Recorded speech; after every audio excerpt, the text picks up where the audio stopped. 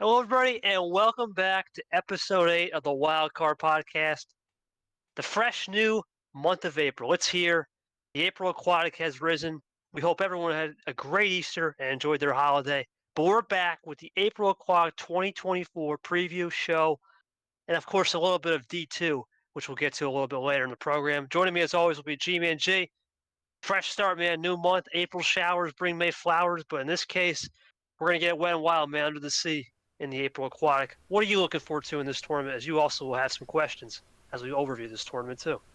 Yeah, I mean, when you're talking about April showers, I think those showers came down pretty heavy this year as we're kind of now submerged under the water. So, a lot of storms going on. But that brings us to our second tournament of the year here with the Aquatic April tournament for MRE UNO. Very interesting to see how this goes. We usually start with March and then we go somewhere from there. Um, Historically, last year, this wasn't your favorite tournament out of the 6 week ran, but I think there's a lot more to look forward to this year. So I'm gonna just give some quick introductory questions for you as we jump into this show. Start with a little bit of an overview. And we're going to start with the most simple thing. Since you won March Madness, you got to choose the theme for this tournament. So, what made you land on the Aquatic April theme? Well, gee, I've been living around the old Jersey Shore for all my life, right? I've been around the world, traveled to certain beaches, such as in Thailand and Europe and the Mediterranean Sea. Of course, you have the Gulf of Thailand and other places. But I really like the ocean, G. I really do. I really like the ocean. It's a really calming place. You can see, when you watch this, at least, you can see my backdrop is an ocean view. It's an ocean type theme. I just connected with it. And you look at the way March ended, right? A lot of people have said, man, you're like the shark of this league. I don't think it's too shocking that I went with this theme. Obviously, it was a little hard. Gee, I'm not even gonna lie, it was kind of hard to pick some of the round names. They're a little bit difficult, but everything else was great. On point, on theme. We got a nice overlay in the backdrop. There's a lot of things you can do with the ocean. It's a deep place. That's why they call it the deep blue sea. And there's 7 of them, right? There's the old 7 seas, like the old 7 seas. And I think it's a fitting way to start April, considering April is a month of April showers. We're going to go way underneath the sea, and yes, it's true. It's not my favorite tournament in the world to run, tournament two, mainly because of well, spring break and people are busy and whatnot, yada yada. But because of the storylines that happened in T1, I'm looking forward to seeing what this Aquatic April can produce, especially with the old Super League Reveal Show 1 coming at the end of the 7 seas finale. We'll start working on that too. Lots coming in with the pipeline, G, especially when we turn the calendar to May. But you got to get it done in April for sure. Absolutely. And before I move on to the next question, I do want to say we have a little bit of a new backdrop here for the podcast for our YouTube viewers. I'd like to thank Cody Lamas for the update here. Looks really great, and you'll see more of these as we go along throughout the season as we go through each different tournament. So thank you again, Lamas, for the updated backdrop, but we'll get back to the questions here. You did mention the round names were difficult, so I'll read off the list here we got. So we're starting things off with the SCUBA 64, which it's a little bit less than 64, but we'll get to that in a bit. But Yeah. that's besides the point. And then we're moving on in when it go from there, the Tide 32. So kind of getting things going here. So still early, so it's still low tides in a way, but for some people it might be the high tides. Depending on the matchup, might have some really intense matchups here you'll have to watch out for. Then we got the Sandy 16. So once you get through the tides, you're kind of at the shore trying to get to the end destination that you want. And then we have the I know this one was pretty difficult. Settle with the Echo 8. So the idea is echolocation. Um, Yes. yeah. Again, this one I think was a pretty hard one. So settled on that. So hopefully that works out. And then you have the Final Four, of course. Final Four never changes. And then I think this, in my opinion, this is one of my favorite finale names. And I have to ask where the inspiration came from this. Seven Seas finale. Where did you get that from? I got it for Monkey, ironically. Shout out to Monkey. He mentioned this, the captain of the 7 seas, and we have a guy named Captain, right? So I think it's really cool, and it's one of the most popular songs I've heard on the beach. Travel the world in the 7 seas. Everyone's looking for something. That's just fitting, G. I think it's a fitting way to end April, or in this case, it will be well into the month of May. having those 7 seas finales, summer's coming. It's a perfect transition. You get to the showers, you get to the beach, and then there you got the wide open, the 7 seas finale. Who will conquer the aquatic April amongst the 7 seas and the 7 shores of the world, for sure. But that was all a little bit of monkey and a little bit of just, prior history, just know a little bit of geography, and there we go. 7 seas finale. It's one of the I think it's one of the best in terms of just the finale name. You can't get much better than that, knowing the analysis and the stakes on the line once we get to May for sure. I mean, absolutely. Jumping into players, since you did mention one, we have a bit of a ocean theme, you would say, for this second tournament. So there's definitely some people who have nicknames surrounding the ocean, along with some backgrounds with water in a way. So obviously that doesn't always mean correlation to success. But who are you watching out for specifically for this tournament? Well, obviously you got to look at the most obvious guy. I just mentioned him off the top, the captain of the 7 seas, right? So captain obviously is from Latvia for the fans at home who don't know, and he knows a thing or two about just the mountains and the landscape. But he is the captain of this league in terms of coming in here. We talk about captain with the low tide stuff, right? Low tide card starts. I'm interested to see how he can do. You look at the biggest one, in my opinion, Stingray. I mean, that is an animal creature, not including the region names, which we'll get to in a little bit here in a second. That's an actual creature of the ocean. So you got to think Stingray will be motivated to perform well in a tournament that fits him in terms of theme. And then, of course, lastly, Jay, you can't have water without a little drip drop. And that drip is one of those rookies that it's not a rookie in heart, right? He's only by label. A lot of experience, a lot of great things he's done so far, even though he lost in round one to Stingray, ironically. I think those are the big ones. And then to kind of throw a little bit of love your way, Jay, you're Mr. Miami, right? The yacht man, Yes. right? You gotta throw it G's way, right? Let's see if how he does in the aquatic April with the yacht, and so everyone likes to joke around the server. I know Art likes that, but it's good. Let's see how the Miami man, the South Beach hero, takes care of business in aquatic April, and we'll get to your matchup in another region a little bit later once we get to the preview for sure. I mean, definitely, yeah. I still think it's funny how everyone seemed to gift me that yacht, so I kind of just been rolling with it since. But one last question before we move on. You think about this theme and you think about this point in the season. We already have gone through March Madness, and we have some people who are in great spots to start out, and we have people who are in some holes right now. So, in essence, for some people, this could be a sink or swim tournament. So pretty much when it comes to that, do you think this tournament will have a good idea to give a general preview of what we could expect with the Super League bubble and maybe who could potentially be drowning down to D2? Well, there's a couple things we need to know, Chief. For the fans at home, for the viewers at home, there is no more best of 13s for the season. I know that we do have that. I think we might have said at the beginning of the season we reserved the right for what was it, the finale for T5. Realistically, I don't think we're going to be doing that. So there is no more best of 13. That's out the window. The 3 power plays, that was a one-off. That's done. It's simple. Best of 7, 7, 9, 9, and double 11. Now, what that does is it creates a more normal feel of the regular season. It's really the first normal. March had a lot of special rules. What I think we're going to see, G, here is a lot of people are going to be swimming upwards, believe it or not, that were at the upper echelon already. I think this is the time to bounce back. Now, the people that were already at the bottom, right? We talk about relegation, which we'll not really talk about this episode. We're probably going to talk about that towards the end of this tournament when we start talking about that relegation. There's about 20 people that I could see easily go to relegation, G, and that's the problem. There's 20 players, but in reality, about 6 or 7 you would not expect. I want to see what those 6 or 7 do. I know we're going to talk about players to watch more in depth and a little bit later on topic 3. But those are really the big things I'm looking for is who actually is going to swim. The people at the top that were at the top last year actually swim upstream. Where we got the guys who were, not expected to swim at all. They start finding their way and find their sea legs, I guess you could say, to keep it on theme here. But we'll see, Jay. It's a really interesting tournament. A lot of big names, a lot of, I guess you could say, claustrophobia. If you don't like being 0-2, well, there's a bunch of people being 0-1. We got a bunch of 0-1 versus 0-1 previews to get to. It feels like we're in the playoffs already, G, and we're not even, a month in yet? Well, we got a long way to go, and yet we're already talking about playoff games round one. That makes it exciting for sure. Yeah, definitely. But I mean, I think we're ready to move on. What do you think?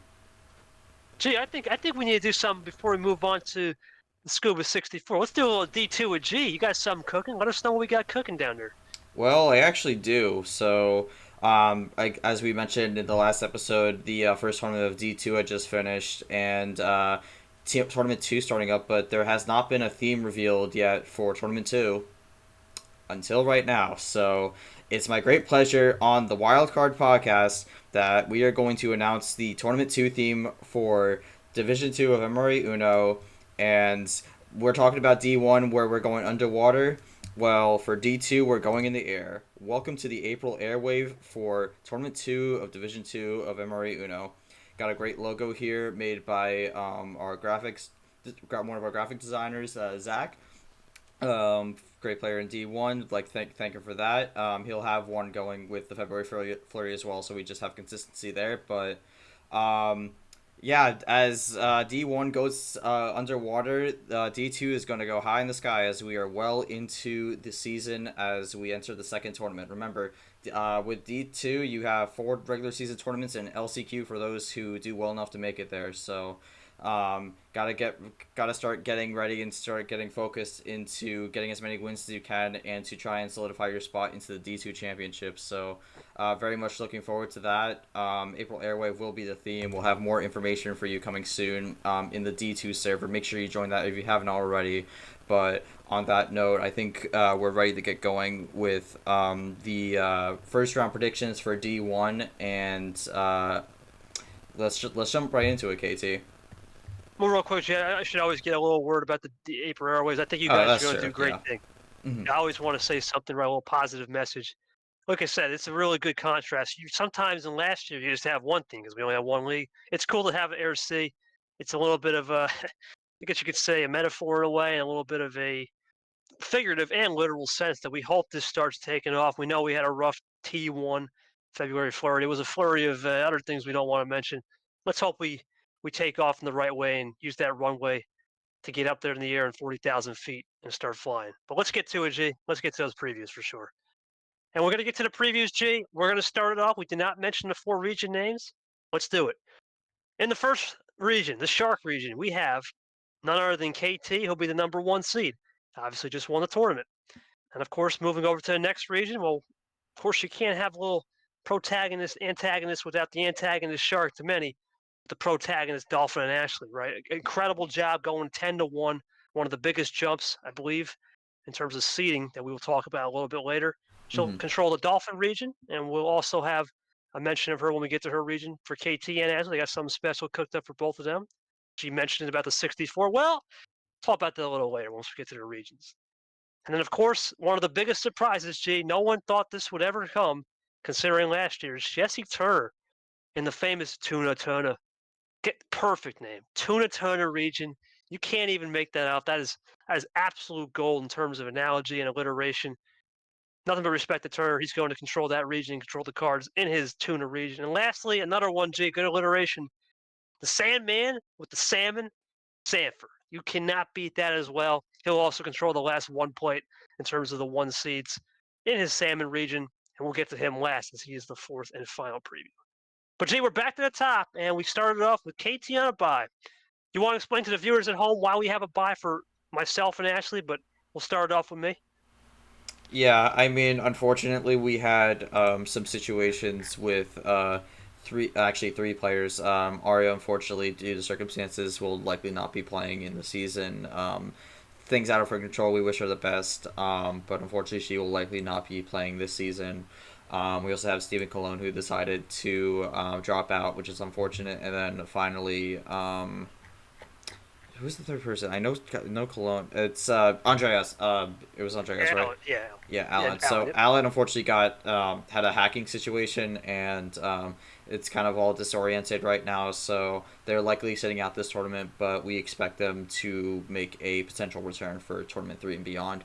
So that left us with 61, but we have 62. We'll get to that 60-second player when we get to that, but. With that, that caused there to be 2 buys. So KT and Ashley do have a buy into the second round. But when it comes to that, KT versus Bai, I think it's going to be a close matchup. I have KT barely winning 4-3, but I expect things to go down to the wire. Yeah, I'm gonna be fighting all that blood at the bottom of the ocean with that bye week, man. That bye week is crazy. Definitely gonna give me a hard time. I'm going with a nice stay on bye island and 5-star service. That's it. All right, let's get to the real predictions. Obviously, we'll do the same thing. We'll say something fun when Ashley gets her bye in the second region, Dolphin region. Now, Yeah, of course. G, obviously for the fans at home, remember I can't make predictions, so I have to go with the computer says. We're going into that 8 versus 9. We're going to start off with Bowtie Zach. G, this was, I believe, the best playing all year. Remember, Zach was down 0-2. We did a reverse sweep, but that playing was something. These two, man, they know each other like the back of their hands. It was a really, really good playing last year. You look at Bowtie, obviously a tough loss to Sanford. I mean, he got swept out of the water, but it is Charles Sanford. We know he's beaten Yepez in the past. He's looking for revenge. And for Zach, man, second time in a row, G, to start the season, he has a rematch of a play-in. He started with Larahuo, which we all know how he lost that one the second time. Now he gets the Bowtie. Interesting match.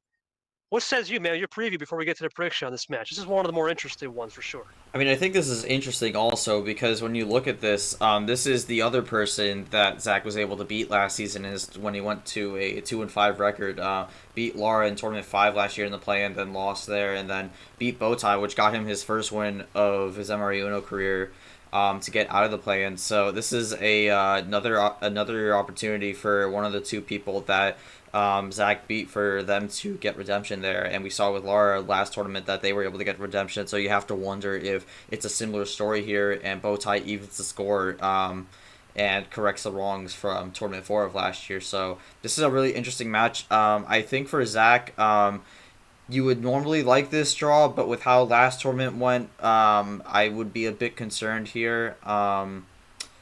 I think it's gonna be another one of those close matches. But do you want me to jump into my predictions, or do you want to just? Yeah, go for it. Go. All Go right, for it, G. Go for all right, it. sounds good. I'm thinking with the trend right now. I think Zach had some things to be desired, and I think Bowtie had a few issues as well. The thing is, though, Bowtie was able to make it through the first round and has shown enough to be at least someone who can get out of this SCUBA 64 at least. So I'm going to go with a 4-2 victory for Bowtie. Bowtie corrects the wrong from last year, and unfortunately Zach is not going to have a winning record on anyone from this point forward and might have to go back to the drawing board. Here's the drawing board. I got to go with the computer. Computer is Zach and 7. I agree. Now, even if the computer is, I personally agree, and here's why. As you look at Zach's history, this was a tournament last year. I believe he lost to Clint in T2. Now, if obviously that's not a good look, but you look at past data, G, Zach is one of those people that he's inconsistent, but sometimes being inconsistent when you have an inconsistent player in Bowtie as well could work in your favor. Larry Hulo definitely gained a little bit. He wasn't the same player as last year. You seemed a little bit more, I guess you would say, uptight last year. This year you seem more relaxed and understood the card starts more. I went with Zach here as well in 7 with the computer. I think it's going to come down to a little bit of power play efficiency and, of course, a little clutch gene for Zach at the end. This was the famous didn't touch him game. So I think Zach gets it done and finds his way into the second round of tied 32. Now, this next game, G, it's a funny one. I'm going to mention it's a tough one, believe it or not, to many people because what I'm about to say is weird, but it's Vapor and Pain. And for Vapor, Vapor is one of those people who I think is really good. One second, excuse me. I could do this one. Don't worry. For Vapor Pain, I think the weird thing with this one is I think both players had disappointing exits when it came to their March Madness. I mean, Vapor was able to make it out of the first round, but then had a very strange game against Monkey and lost there.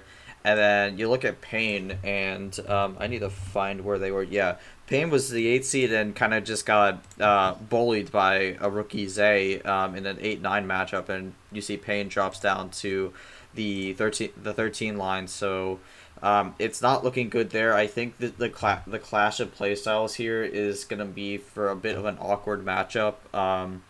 And I'm not really sure what to expect with this. I I think this is going to be one of those strange matchups where you're not really sure what's going on, but based off the historically, I think Vapor has a little more going for him. I don't think Payne has gotten a win in this league yet, unless I am making a No. mistake there. Yeah, no, he is not. Vapor has a few under his belt, so he has a bit of experience with that, especially with getting out of round one. Vapor made it out of round one last tournament, even though he had a disappointing performance against Monkey. I still think Vapor is going to repeat and make it out of the first round here. I'm going to say Vapor 4-2. Yeah, sorry about the G, a little bit of choking there, but that's all good. Now, the funny reference too was I was talking to Vapor. He's like, you're playing Pain. He's like, oh, the House of Pain. Well, it's an interesting comment from the Vape Show, as I like to call him, as the fans like to call him. But ice cold, man. He's ice cold. There's no need to think he doesn't bounce back here. I'm also going to go with that 4-2. I think the computer let me just make sure. It said 4-1. I'll go 4-2 though. I think I said that even on the reveal show. I think Payne will find a way to win too. But the problem is Vapor's just too strong, and let's face it, G. Vapor is a Super League fringe contender. If he does what he's supposed to do, I know he had the loss to Monkey. If he starts what he finishes, he's a fringe contender, and I think he can make a run. It starts here by beating the man of the pain, right? The House of Pain, and then we go from there. So we got Vapor moving on. We also got a split on Bowtie Zach. This next one, G, booyah! The llama. Of Oh course. boy, this is a classic game of entertainment, G. And let me tell you right now, you look at Cody, tough loss to Brad. Obviously, the whole Flugate, I guess you could say, Flugate on Cody. Up 3-1, couldn't really control his composure. Then you got Clint, Mister Not Sober. Really going to go out there and light it up, literally and figuratively. Thoughts on this one, G? There's not a lot to say in terms of we have to stream this. That is our first stream game, and yeah, it's Cody Clint. It's gonna be entertaining for maybe the wrong reasons. Yeah, I mean, I think this. I mean, both these guys are NASCAR fans. Battle of Jimmy Johnson and Jeff Gordon with the 48 and 24. But I'm gonna point this out with specifically Llamas here because I think there's already been enough said about Clint because it's Clint, the man with a million characters. But I think with Llamas, I did say at the beginning of the season I was concerned with how he was going to play and that he might have a drop off and might not make Super League. And right now, it's not looking good right now with the round one exit. So I think he really needs to make sure he gets this locked in and gets the win here. Because I think if he wins this, I think you got to start sounding the alarms. Because this is a matchup that I think on most accounts he should be able to take care of easily. But we saw the 3-1 choke in some ways. I know he had a bit of an illness spark up, but unfortunately that doesn't change the fact that it happened. So my prediction is Llamas wins 4-1, but if Llamas either wins this very closely or if Llamas just straight up loses, I think you gotta sound the alarms for Llamas and potentially just straight up missing Super League. Yeah, Llama's 4-1 as well. Gee, I think he's been way, way too experienced on these stream games to understand. I'm not gonna lock it. I'm not gonna lose it right here. I gotta lock in. This is Cody's for the taking. You look at Clint on paper. This is not a guy that has ammo control. He can at times, and then at times he can just blow it. There are times where he will do the famous Uno play green 6, but he's got the Uno D in front. Too many mistakes on stream. It's a risk. We're taking a risk with this game in terms of streaming this. But God forbid Cody loses, he knows it's over. Because if you lose to Clint, there's not many opportunities out there. I think he locks in. It's Cody Lamas time. Give me that gentleman sweep 4-1. I agree right with you. That could set up Vapor versus Lamas, which would be an interesting precedent. Now, G, this next matchup, this one, I had to go back and forth with this one, right? Because this is a matchup that not a lot of people you would think like, but I'm actually someone that's more intrigued about this matchup than most people. And that matchup is, Seth versus Drip. Now, the reason why is you look at the way Drip exited, a lot of people might think, oh man, what are we talking about? He lost the Stingray, 4-2. He's a rookie on rookie. But the way Seth also lost to Clay, where he was on the Bermuda Triangle, right, where he had no card luck, he literally got hosed. it creates a more veteran match in terms of life experience, but not so much by label. It's definitely a different precedent. You got a guy in Drip who's played a lot of Uno, and then you got a guy in Seth who's played a lot of Uno outside the league, and now they're going to meet. It's more of a life experience game. Talk to me about this one. This could be a closer one than people think. I know a lot of people may not like it because it's a little older crowd, but I definitely like it because it's a little bit more of the experienced crowd for sure.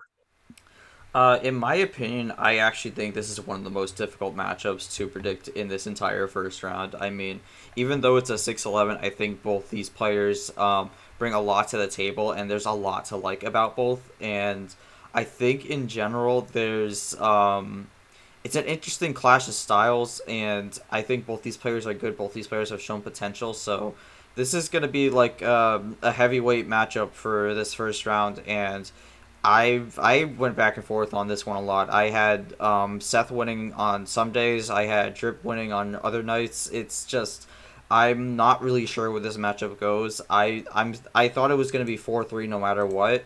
But when it came to a winner, I had to go back and forth for days on this. But I'm gonna lock in my prediction now. Um, I'm gonna go with Drip, but that again, I think this is the most 50-50 matchup you could get in this round, and I think both these guys are gonna make sure they're bringing it all on or they're leaving it all on the table here to make it to this next round. Yeah, G, this is one of the previews, G, because that 11 line, we talked about last tour, what was it, the 7-10 was popping? This 6-11 line across the board, except actually, I think across the board is one of the most stacked 6-11 lines we have so far. I'm 100% going with Drip though, and even though the computer says 4-3, I think it will be. The reason why, G, is when you lose a game like that, it's very rare. It's very rare to lose a game the way Drip did it with 5 KT classics and never found a rhythm because of the cards. I think he figures that out. He didn't want to blame the cards. I think the mindset's there. Seth, I think, is a really good player too. You look at what he did against who was it? Logan round one. Ironically, I think he was a 6 seed, so he didn't really move much.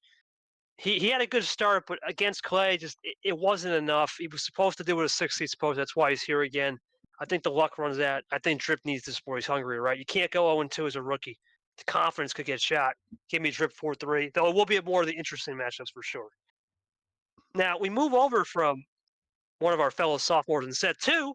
Congratulations to our sophomore class winner of the 2024 March Madness tournament, Carson. Probably one of the standout performances of the tournament was Carson. Great job to get to the Sweet 16, rack home a top 15 finish, get a sophomore class win when all the sophomores were, well, basically out to lunch on a stroll on the hardwood. He did a good job heading in this April Aquatic versus Myth. And G, you look at Myth, I mean, I know we kind of had this inside joke. This is the time for success.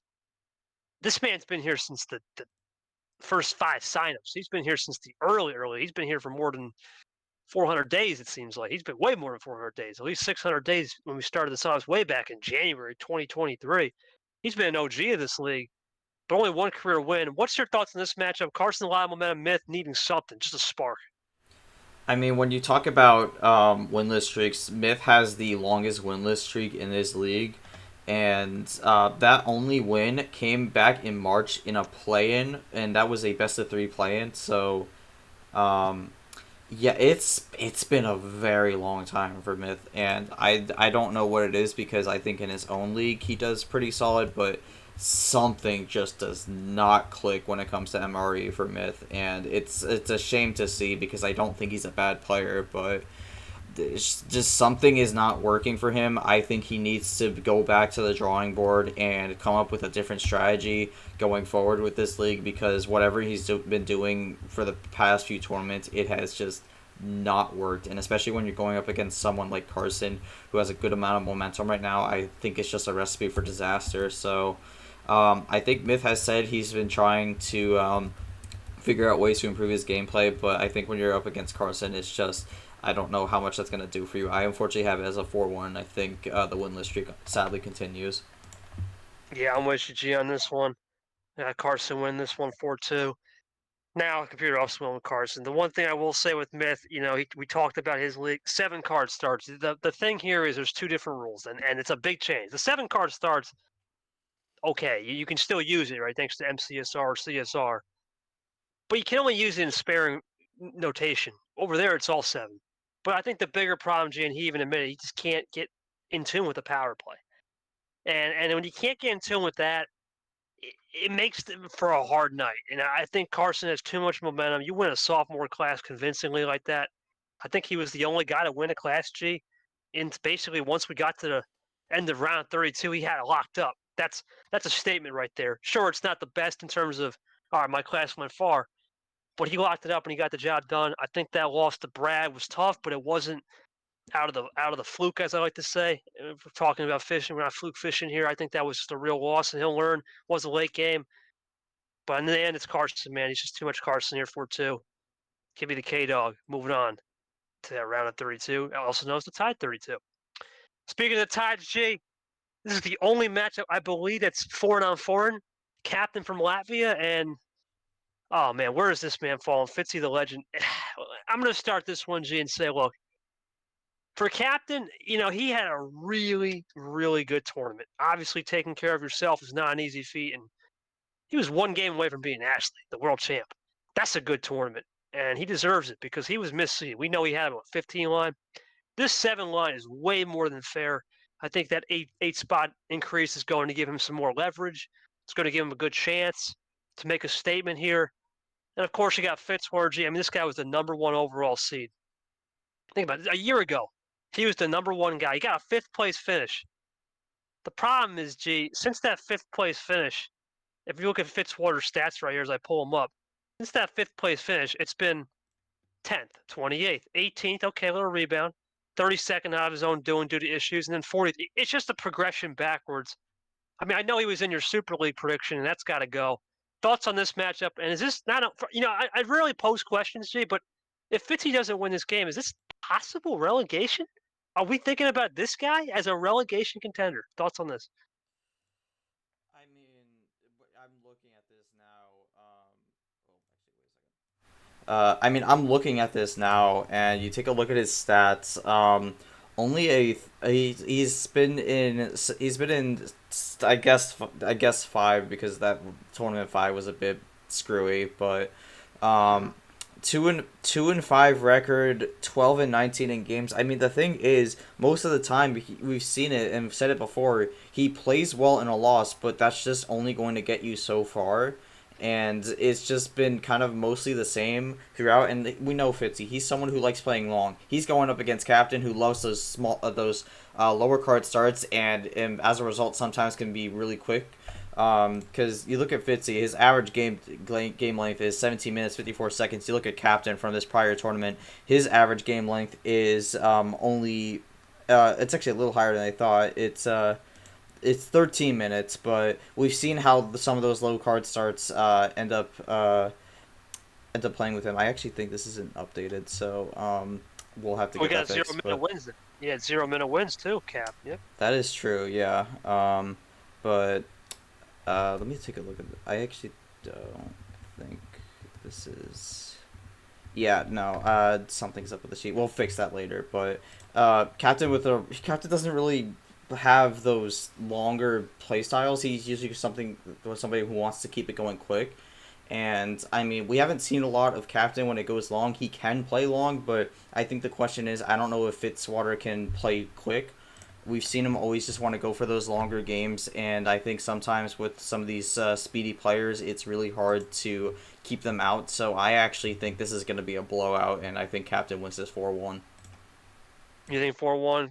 Computer says 4-2. I got 4-2. I agree with the computer for Captain. This is his tournament, G. You look at the way he's been set up here with this theme, and man, I hate it for Fitz. That is a legend, right? You never want to talk bad about a legend like that. But I just don't know when the rhythm is going to come in. It's very possible, G. We could have an hour series and we could talk about Fitzwater losing by a double Uno or sometimes even double games where he loses by double Uno in back-to-back games.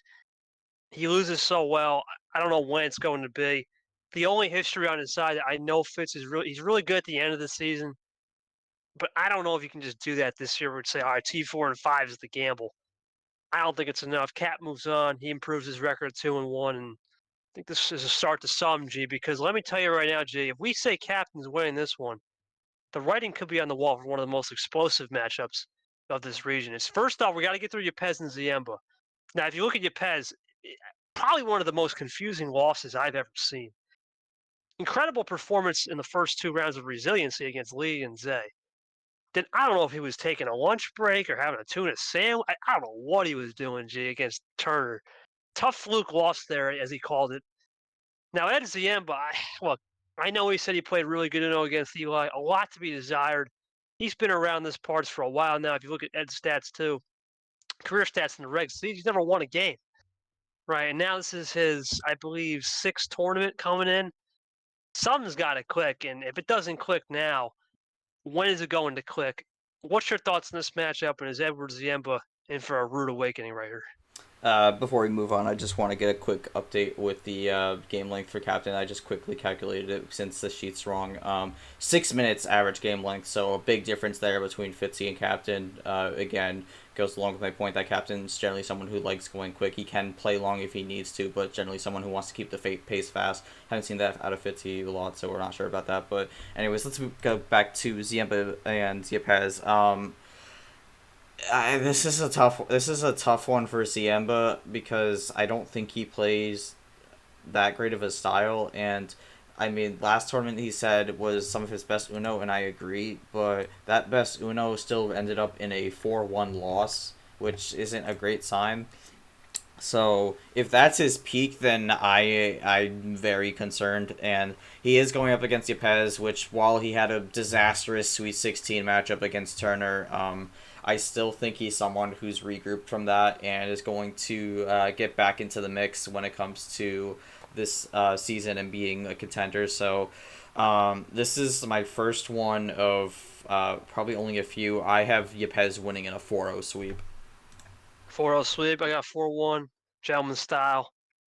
World champs too much. There's really nothing to say. I think Ed's just outmatched and outclassed here. I think he'll learn a lot, but at some point, you going 0-6 in his career and 0-2 for the year. That's another one, the old relegation line. I think way too much Yepes here. You look at Yepes' style, it's very fluky in a way in terms of he can play different styles. But of course, you always got to wary for the light switch. I think it's just too much. You light switches Ziemba out the core, and that's GG on that end for sure. Going the way of Yepes. Now for this region G, if we kind of go in unison here, obviously the winner of bow tie Zach will get me. We both have a split on that. Vapor Llamas could be something interesting. We both got Drip and Carson will be fun. And gee, I think that has to be the matchup. Yepes versus Captain. If you want some fireworks in the Shark region, there can be a lot of blood in that matchup. That's a heavy hitter matchup. I think that's going to be the match to watch. Yeah, I actually think if that matchup does happen, that might actually be a popular upset pick, but we'll have to see if that ends up being the result. We'll see how it goes for sure. Well, let's go over to the Dolphin region now, G. And, well, if I was out there just on Bi Island getting that easy – what did I say? I was on Bi Island getting 5-star servers. What's the result here? Ashley versus Bi. Who you got, G? Who you got? Have a little fun. All right, so Bai being the 63 seed, I think a new player, of course. They didn't play in the first tournament, but they were a player. They were a player last year, and I don't think they had a lot of success. So I think with Ashley, you're going up against a rookie, but this is a world champion rookie. So definitely not the type of player that Bai is usually expecting to play. So I'm going to go with a. I'm going to go with a green reverse out of 10 for the score line for this matchup. What is that? Okay. I got Ashley all day on the Bi Island, probably getting 5-star service and having a good time. That's it. That's simple, G. But this is a Dolphin. You're not going to outsmart the Dolphin with echolocation. No chance. This is Ashley all day. 5-star service on the Bi Island. All right, that's enough. That's it. Well, Ashley gets the job. Let's move on to a real match. Let's get to a real match. All right, now that we have a little fun's out of the way, and oh boy, good 8-9 match at the start with G. You look at Nick now. He's really praised Avion. He's been really praising Avion in terms of just really getting on the old schneid. You look at Nick, a rookie. I know he was a big contender in your Super League predictions. he's got a lot of promise. And you look at MGRG, probably one of the more, I wouldn't say depressing because I don't think that's the right word, one of the more upsetting losses considering it was an issue on power play that cost him in a Game 7 against Kev. He's a little more hungrier. Nick's also hungry to avenge that loss to Avion up 2-0. Something's got to give here. We got a player 0-1, MGR and Nick 1-1. What's your thoughts on this one? Well, I mean, when it comes to my thoughts on this one, definitely a matchup that I think not a lot of people were expecting this early in the season. I mean, Nick's definitely a rookie and someone that is kind of under the radar right now, but had a solid win in the first round of March last year. Unfortunately, bailed out in the round of 32 to Avion in a respectable performance, but what ended up being a 4-2 loss. And then you have MGR who lost in the first round to Kev 4-3 by a misuse of the power play. I mean, you have to think that MGR learned from that lesson and is not going to make that same mistake again going forward. But I mean, when it comes to how both these players play, I think the style that Nick has favors him. So when it comes to this matchup, I don't know if it's going to be Sunday night, but we're going with the Knicks-Burg Steelers here, and Oh, Thursday night action, G. Thursday night action. Thursday night action. Fair enough. There's Thursday night football, but Amazon, yeah. hopefully we don't get copyright notice for that because technically. Gee, what are you doing? We're fine. All right, so who do you got? I'm sorry. I had Nick. Nick 4-2?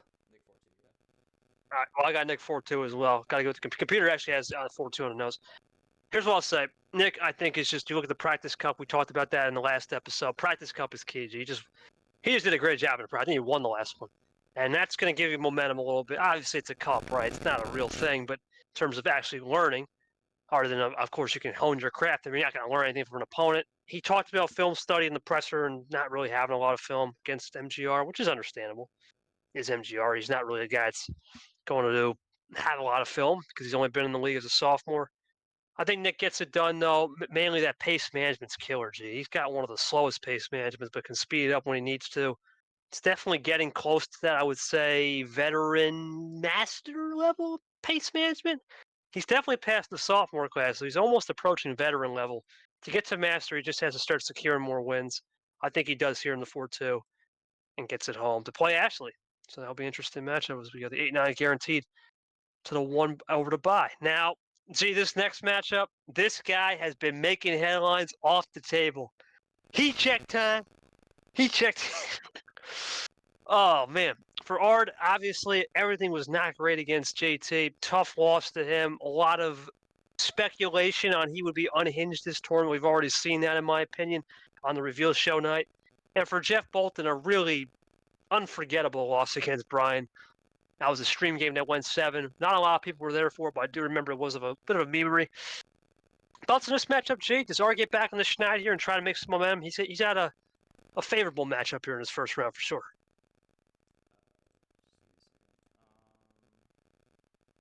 Just need to fix something.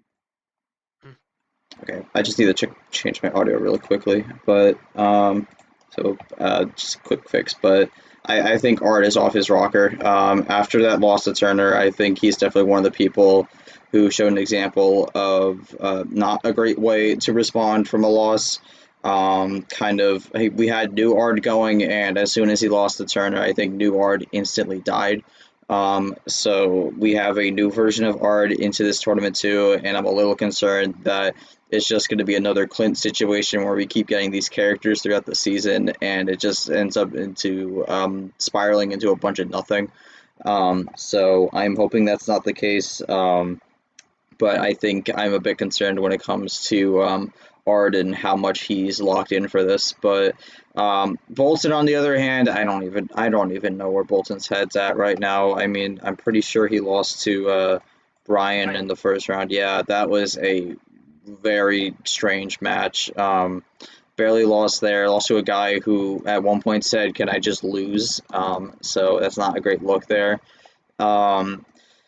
Yeah, I mean, I think with this matchup, it's really going to come down to who just keeps their head in the game and who keeps composed. I think both these players, I'm not really sure where they're at right now, but I am going to give Ard the benefit of the doubt and go with a another close 4-3 matchup here, but I don't know. I think this could be an upset pick with how Ard has been as of late, but maybe I'm wrong. This is Art the legend, man. He sees his legend brother Fitzwater struggling. I think he picks the slack up here, gets that 4-2. Like the computer says, we're not counting this guy out. Look, I know he had some problems with the whole everything's great and stuff. We saw that, but remember, if we go back to past history, you look at Art's career stats. This tournament last year, he obviously it's a little bit fixed, right? Because we don't have a 64-man field.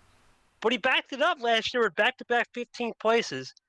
And he's really consistent, G, because I believe 4 out of the 6 tournaments, he's either finished 15th or 23rd. And I think he's got a 22nd in there, too. His best career finish at 9th, which was all the famous power play game. I think he turns it around here. This is his time. I don't have enough data on Jeff, mainly. I didn't see that game a lot due to the fact that we had a split scenario going on. I just don't know too much about Jeff Bolin to say, all right, we're going to lock it in. But I got to go Art here. He gets off the schneid and makes it. And then, Jay, if we're talking about Sean Art having the hot seat right on him, this next guy is on the seat to many people. Peter Onjak. And you look at the way Peter lost to ALP, a lot of people were discouraged by the way he played, right? Because the computer was wrong, the players were wrong, everyone thought Peter Onjak in March was untouchable. He got his first career loss in March in round 1. But he's playing Matt Johnson. This is a rivalry game, in-state rivalry, right? They played last year where Peter barely snuck by 4-3. It means the records don't matter, G. The records don't matter in a rivalry game. Whatever's happened in the past, even though Peter won 4-3, don't matter. It's all about right now. Thoughts on this one? This will not be a simple cakewalk for Peter. What's your thoughts here? Oh, a lot man. of pressure. I mean, when it comes to draws for what you're getting with this tournament, I think Onjak is grimacing with having to play Mac Johnson, because we saw last year it was a really close game. It was Mac's debut, I believe. Yep. Onjak was able to barely escape 4-3, but the thing is, since then, Mac has not been up to par. He has still not gotten that first career win, so he's still looking for that first win, and Onjak's looking for the first win of the season, and he is looking to steer the ship back on course, and there's been a lot of concerns lately. I think when it comes to this is not going to be an easy job for Onjak. I know usually, in most cases, I feel like you'd count Mac out, but I think this is a special exception because we've seen how he plays against Onjak, how he plays against that style. It just works for him. So yeah, I mean, I think Onjak has to be feeling it right now. This is not the matchup he wanted going into this tournament, so he's going to be a bit nervous going into it. But when it comes to prediction, I mean, I don't know. I think this is going to be close, and I think both these guys really need this win. Mac needs to get this win to make sure he knows that he could at least stay in D1 and fight with some of the best, and Onjak needs this win to make sure people are not going to doubt him anymore and make sure that March was a fluke. So this is a tough one. I'm going to go with Peter. I'm gonna give him benefit of the doubt. I'm going with Peter 4-3. Going to be a repeat of last year, but I don't know. This is going to be a close matchup. CPU says the same thing. I got the same prediction, 4-3. In the gangster's favor. And you got to look at history, G. The only thing I will say about Peter, number efficiency, yeah, it doesn't work against Pac, but the problem is it does work in a game 7 when you need it the most. And you have concerns with Pac. Obviously, he was 1 win away from Turner. He's got the Fitzy situation, right? 1 win away, 2+4s in a game 7, and doesn't use one. And those little concerns, those little nitpicks right there could get in his mind.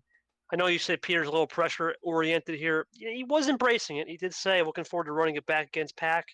He wasn't doubting the game. Let's see, Pac was a little surprised with Peter again. But I think Mac will put up a strong fight. I think Peter just knows this is his time. Because if he doesn't win this game, he doesn't want to hear the media coming after him. He's got to get it done. As much as there's an upset potential, Peter gets it done 4-3. Well, G, we're back at it again. We're 2 for 2 on this crazy 6-11 line.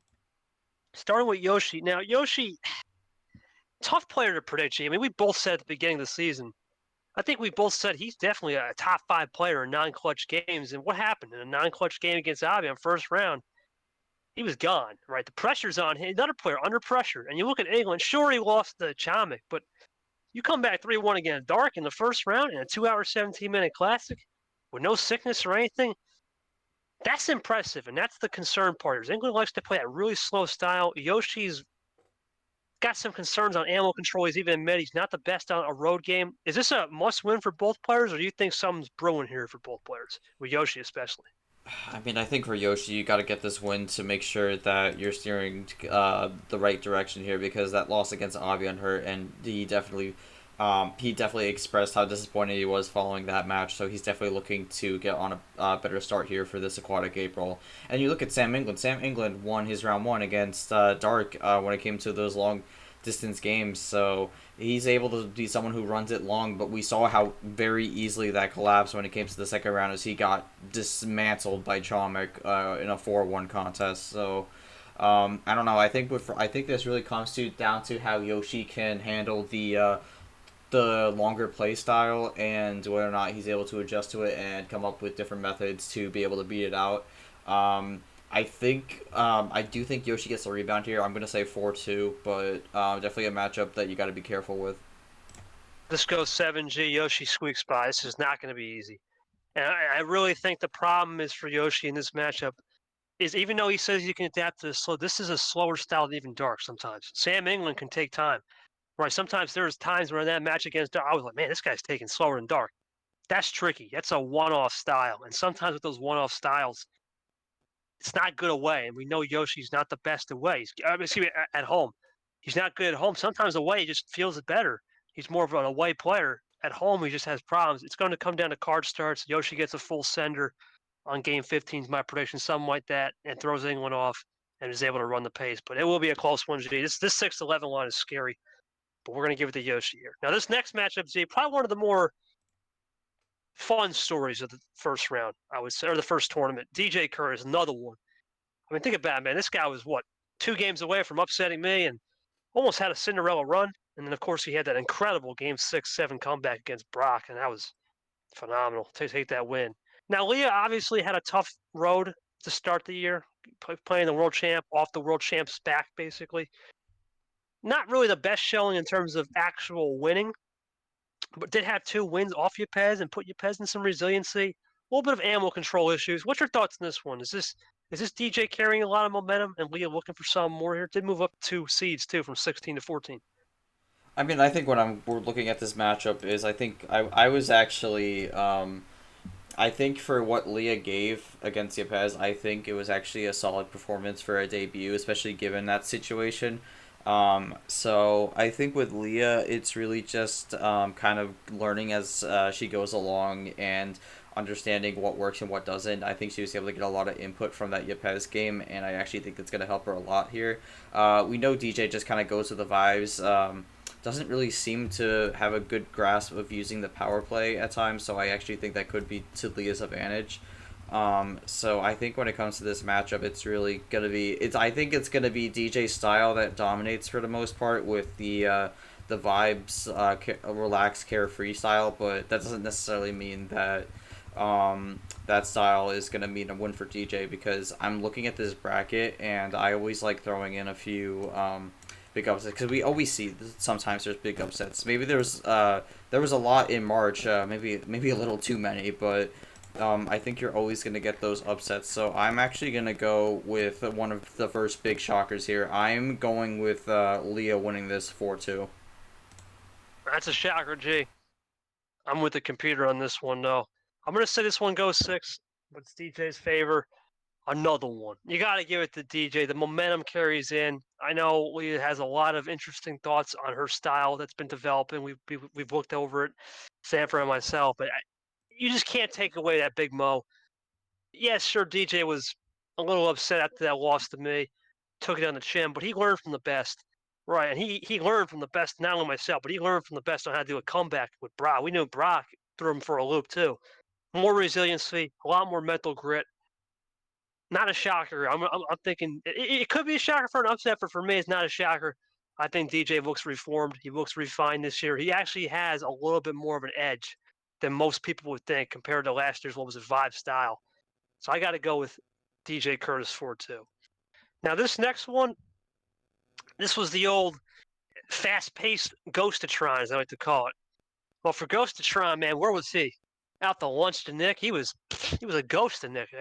Fast pace, but I mean, let's face it, G. That 4-1 to him, he was nowhere to be found. Earth the ghost. For Who, a nice win against Zach to start off the round, but then questionable callouts and almost kind of threw it to retro. Kind of gave it to retro on a silver platter. A lot of interesting gameplay, I would say, for both players. Obviously, Ghost coming in 0-1. A lot of people, I know I had him personally in my Super League predictions. You saw what he did last year to a couple people.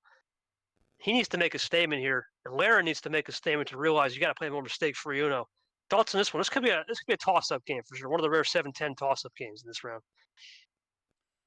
I mean, I look at this because you look at Ghost's resume. His first tournament back in August, got 2 wins, was able to make it to the Sweet 16 there, lost to Caesar 4-2, and since then it's just been kind of a downhill spiral. Lost to H in his debut tournament in September of last year, and then starting off this year with a bit of a pretty disappointing performance. I think you mentioned it when we reviewed the March Madness round of 64. It was the most disappointing performance of the entire round. Kind of just got dismantled 4-1 against what's their name, Nick. So Nick, yep. I'm a bit concerned going into this matchup. I think Laura at least has a little momentum going with that first career win and being able to use some of the things they've learned to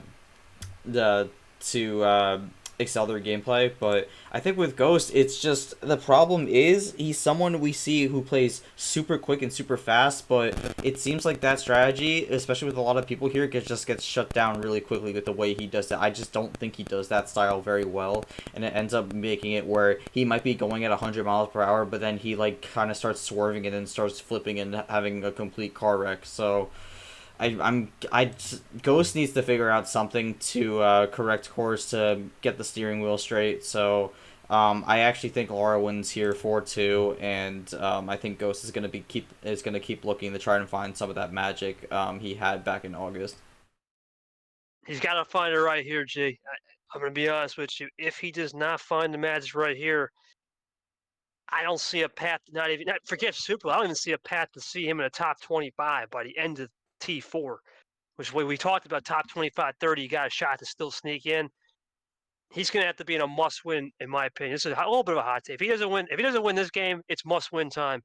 And for the rest of the season, just change your mentality. I have him winning this game mainly because the computer has him winning this game. And even in my heart, I think he will. I think he's going to start to realize, you know what? Momentum is key. And the only source of momentum he has right now, and there's one thing is I've hit the bottom of the ocean, right? I've hit the bottom of the ocean floor.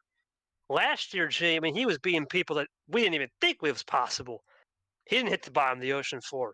He was at the top of the mountain. And sometimes you need that humility lesson. I think this is his bottom peak. That's it. He's at the bottom of the ocean floor. He gets it done. And it's mainly going to be a sneak attack. I think he gets done with a sneak attack. Like I said, I refined a lot of my style off of him on those sneak attacks. I think he gets it done. I think he's going to learn his lesson and pull through on a 4-3 in 7. But it's going to be close. Now, the last matchup, G, how about our Final Four participant, Nam? For Nam, what a run. P3 in March, the bronze medal. A lot of great stories with him, defeating the likes of Chomik, Eli, and, of course, taking care of business against M and Ellison. Yeah, sure, he ran to the gauntlet. That was me, but a solid 4-1 to start the year. Then you got a guy like Logan G. He was the first official game, not counting the waiver day, of the entire season. So there's really no data on him. A lot of insider birdies have been saying this is the toughest 215 to predict, along with the salmon ones, which we'll get to a little bit later. Your thoughts on this one, G? This is not going to be a cakewalk for Nam to a lot of people, but is it a cakewalk in your eyes? I mean, we know what Nam did last tournament, but I'm taking a look at Logan here when it comes to his March. Of course, round 1 exit didn't really put up much of a fight against Seth there, but I think something that I have to say is I don't know how much Nam has actually proven himself to be able to consistently have these runs, because last tournament he didn't go up against a single player that made Super League last year until he made it to the Final Four, and then when he got to U, he got completely curb stomped. So I'm concerned whether or not runs he got last time was just a bit of fluff, and if he goes up against someone who might be a little more of a challenge, it might not be not much better. And I think the thing is with Logan, we don't know a whole lot right now because they weren't really able to showcase much against Seth. Now, that could mean that Logan doesn't really have much to showcase, period, and that's probably where they might be around the 15 line for maybe the rest of the year. Maybe you're looking at someone who could be in the relegation battle, but I think this is one of the players where you didn't really get a lot of info off their March Madness performance, so I don't know how much of a or how easy of a matchup this is to predict. I'm gonna play it safe based off the no info and say Nom 4-2, although I will say that I think this tournament Nom needs to figure out somewhere where if he gets up against an opponent that's gonna be a bit of a challenge, I think he needs to be able to go out and get that big win. Like, if I'm looking at this side of the bracket, I'm looking at Ashley, I'm looking at maybe Onjak if he can bring back the form he had from March. Maybe DJ, but that's like a big maybe. I'm not even sure about that one. So yeah, I mean, I think the goal for Nam here is to try and back up the performance, and I think he needs to find a way where he can get that solidified good win, which he didn't really have last tournament. I'm with you on that. G needs to solidify, but I got a lot of confidence in this kid. He'll figure it out. This is not a Super League player. This is a rookie. You look at the day they took care of a rookie in M. He took care of a rookie in Chomik. It's not so much. I mean, Eli was a veteran, right? So that was his best win to this date. I know we talked about DJ. He's got to get the DJ there.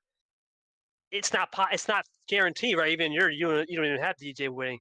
Hard to really say what this run's going to be. He's got to take care of business against Logan, and if we get that ghost win, G, that could be a cracked out game too. We see cracked out games sometimes in this league. That could be one of the fastest games in it's like the Indy racing right there, IndyCar right there. It's gonna be quick. But I'm gonna go. No, I'm here. Too much data. I go 4-2. I like that prediction. I think the computer said 4-1. I go 4-2 though. He's gonna get a little bit of an adjustment to get back off that P3 in March and then fire away. One of the earlier games in the round window too. So have a little layoff. I think he'll be fine. He'll get it done. Now for this bracket, G, obviously we're both hyped on the Nick train. So Ashley, Nick. Art Peter, that's going to be an interesting one if we get there. You got DJ losing over Leah, so you have a Yoshi Leah. I've got a Yoshi DJ. And you got a Laird Nom. I got a Ghost Nom. A little bit discrepancy, but overall, pretty much the same concept, right? Most of the upsets aren't here. It's pretty easy going. Well, Jay, we go to the Tuna region, and we talked about Jesse Turner, Tuna Turner. He's the first 1 seed to have a matchup. So congratulations to JT. And he plays none other than Radin.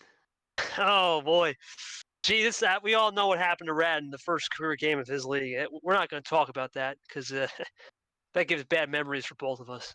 So we're not talking about that. But Definitely. For JT, great job for him, man. You know, I know we had a little concern about the whole not understand power play and was it a fluke? He did take care of Yepes convincingly. Of course, Ard the legend, but the big one was Sanford, right? Even though Sanford wasn't getting the hand, he still won. Really was in a great spot until he lost the 4-0 to Ashley. He's got to get that off the schneid. I think no other better way. I'm going to do a prediction here, G, but then we'll get right to you because this is not probably the most intriguing game. I'm going to say JT wins this one easily 4-0. I think this is his time to say, you know what? Good warm-up game, get my bearings right, and just go from there. This is not a game he needs to stress. He's not going to underestimate Radin, of course, but I think he's going to just use this game as a test session a little bit. It's very rare to do a test session in this league.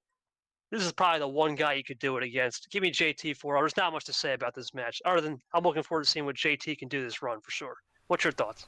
I mean, yeah, we saw a great performance from JT last tournament. Obviously, there's some questions with different rules, whether he's knowing what to do with them or mistakes he's making. So I think this is an interesting matchup for Rodden. It was a match to forget for March. Not a great debut in the league. Still stuck on the 16 line here. But I think when it comes to this matchup, I think the goal for Rodden here is to at least get a game win so that you're not riding an 0-8 game record going into Tournament 3 and beyond. He's kind of already put himself in a bad spot where he's already in that relegation battle right now. So I think some turnaround here would be good. Obviously, you never know. He could just pull out a win and be right back in this thing, but I think the cards are stacked against him here, and I don't think we've seen a lot from Rodden that would convince me otherwise. So I think the goal for Rodden here is to not make it a sweep here, and I'm going to give him that. I'm going to say Jesse Turner wins, but in a 4-1, Rodden will get at least one win here and will hopefully use that game win to try and propel the rest of the season into a better direction. That's what we can only hope for the guy, man. He's had a rough stretch. Let's see if he can just get one on the board and try to build momentum there. Now, this next matchup, Jay, is probably one of the more intriguing 8-9s. You look at Acosta, great tournament, even though he lost to myself. Taking care of Fitzwater in a 2-hour, 17-minute endurance battle. That's not easy to do, and staying focused for that long is almost impossible, considering that was only a 6-game series. Imagine if it went 7. Probably would have broke the league record. So he's coming in with some momentum, 1-1. Got his first career series win. For Stingray, same similar story. 1-1. Had a great win against Drip, but a lot of concerns with him against Brad. And there's a lot of people questioning. I know he got a little sick too, but questioning if that was the real Stingray against Brad. So there's a lot more questions on Stingray Acosta. We know what he can do. He's gotten the data. We know he takes people far. Even losses last year against Japez, he lost. He took him far. I think a Ghost had a classic against Ghost. He took it far and lost in 5 in play-ins. I mean, Kev Shear as well. Lost in 5 in a play-in. He knows how to take it far, and he finally punched through against a guy who knows how to take it far in Fitzwater and just ends up losing. So congrats to Acosta. Your thoughts on this one, G? And this could be one of the more toss-up games of the road. Yeah, I mean, I think what makes this more interesting is Acosta finally has that first career win, so he got out of this round finally. So I think that makes this a little more interesting. If he didn't win last tournament, I actually would lean more towards Stingray, but I think it creates an interesting scenario. These are two guys who made it to the round of 32 and then kind of had disappointing performances from there. I mean, with Stingray kind of just fizzled out and ended up losing to Brad in a 4-2 matchup, which I think he was pretty frustrated about afterwards. You have Acosta, who lost 4-1, kept getting sneak attacked, and was not doing anything to counter it. I think this is an interesting matchup to clash the styles of both, and for both to show that they've learned from their mistakes and to be able to move forward from here. And I think this really comes down to who's got the different mindset going into this and who's ready to make changes to their gameplay so that they can be a true contender. I think this is going to be a 4-3 matchup. I think with Acosta, no matter who it is, it's always going to end up being close, except with KT, unfortunately. But I think these round ones, it's usually close with Acosta. So I'm gonna go with I'm gonna stick with Acosta here. I do think he gets it done. I think he's definitely someone who took his loss in stride and made sure to learn from it, and also wants to use the momentum he has from getting that first career MRE UNO win. So I think Acosta's gonna take it in a 4-3, and I think it's gonna be one of the longer series we see this round. Gee, I have to go with the computer, and the computer is saying Stingray 4-3. In my heart, I think Acosta will win this game deep down, but I have to go with the computer here. And the only thing I can think of why Stingray could win this game, G, is a little bit of momentum on his side, knowing I lost to a guy, or I lost when I was sick. That could affect people in a way, saying it wasn't my best performance, and I've got to be a little bit more robust. Now, I am going to also say, G, at the same time, there's a lot of things you can look at in a series, and one of the biggest things I look for in a series, especially of an 8-9 battle where we talk about toss-ups, is who has the more grit and who has the more intelligence to understand, okay, the game 6, 7, I'm going to be on the road and I'm going to be at home. And sometimes in those matchups, if you look at Acosta, right, he's been on the other side as a 9 seed, where Stingray, I believe, was a 7-10, right? And he was a 10. So he's stepping up from that 10-9, whereas Acosta is going up from the 9-8. I think Acosta is more used to the road, and Stingray is more used to the road as well. So it's even on that front. But because of a game 7, sometimes when you're used to the road, when you're at a game 7 at home, in the case of Acosta, it's going to give you a little bit less margin for error in your mind, and it could affect you. I'm just going off of history. I'm going to say Acosta plays hard, but he's going to once again lose in 7. Give me Stingray in the upset. I guess the seed upset, 9/8, 4-3. But it will be a good battle. Acosta always knows how to do some magic at the end of this tour. At the end of these series, he knows how to do magic. Gee, this has been probably the most speculated matchup in terms of the 13 seeds because 413, you look at Retro. Let's look at Retro first. Retro had a really good tournament. Now, I know people are going to say, what? Okay, sure, the forfeit win don't count. But he did beat Lara, right? And he was, let's face it, G, a couple games where he was more composed away from taking care of business against, in my opinion, one of the best in Eli at just knowing how to revolve through the chaos early in the season. Eli's really good early in the season.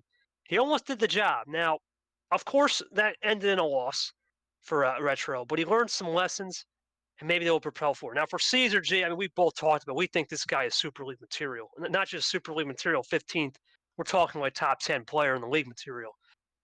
Tough loss to Carson, right? Obviously, took care of Toasty, but that Carson loss was a lot of cracks to be desired, and you start to wonder: is there something there that we're missing? Right? Is there something there that we are truly missing? We don't know. So I'm interested to see this one because a lot of people think Retro is the sneaky 13 seed. What's your thoughts on this one, G? This could be an upset. A lot of people are predicting an upset too. What's your thoughts on Retro Caesar? I mean, if we're going off what we saw before, I mean, if Retro decided to not goof around in the Sweet 16, I think he has that matchup locked in, and he's got an Elite 8 appearance in his first tournament. But I think it was in one of the worst displays I've seen, completely threw the game away. And I'm concerned with that because I don't know, because he's a table talker, which isn't always a bad strategy, but with the way he's doing it, it kind of distracts him from playing the game and takes his eye off the prize. So I'm a bit concerned. I think Caesar's looking to redeem himself after a disappointing performance in the round of 32 last tournament. So again, I'm very high on Caesar, so I think he's definitely someone you have to watch out for, and I don't see him falling for the traps of the table talk. So I have Caesar winning this easily 4-1. I got Caesar as well, 4-2. I think Jay Caesar's just too much, man. Retro's going to give him a fight, and God bless him, right? He should give a fight. But this is Jay Caesar. He needs to get back on the board, man. He needs to get back on the board. You know, this is his time. This is not going to be a scenario where he just falls in the slump city. This is one of the most fiery guys in the league in terms of just playing at his level. And I know he's got that Brazilian flair under the ocean, right? Brazilian beaches. This is his time. I think this is a good symbolism for him. He gets the win here and shuts that down any doubt of an upset. Now, Jay, this next one is probably the best. In my opinion, this is the best match of the first round. You have a motivated H who got absolutely annihilated. He got torched. Mainly card luck, but he got torched by Ashley 4-0. Never got a chance to showcase his style. This man is truly the hungry tuna ready to eat right now. Ready to eat the little fish because he's ready to eat these little fishes. And remember, H is a sophomore. Then Abian, who had a magical run. I mean, what a run he had, man. Think about that win against Nick down 2-0. That ridiculous series against ALP. And shoot, he was another one. Similar story, just 2 games away from flipping the script on Ashley and getting a win. But unfortunately, it didn't come to be, and he lost in that Elite 8. But he did finish a solid top 6 finish, got 6th.